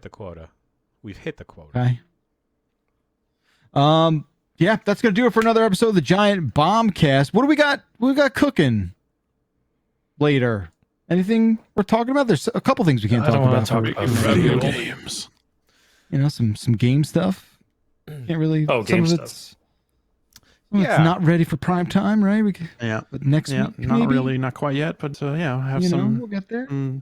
Some games to play, as they say. Yeah. Right. I don't think they say that, but Mr. Dwyer has been cutting away at a certain thing. Don't want to put a specific date on that, but coming in the near future. Safe to say next week. Yeah. Okay, safe to say next week. All right. Just say. Okay. I'm excited. I don't know what it is. I'm excited.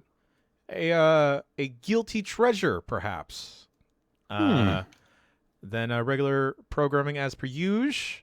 Who knows? Some quick looks might pop off. Maybe I'll you never know.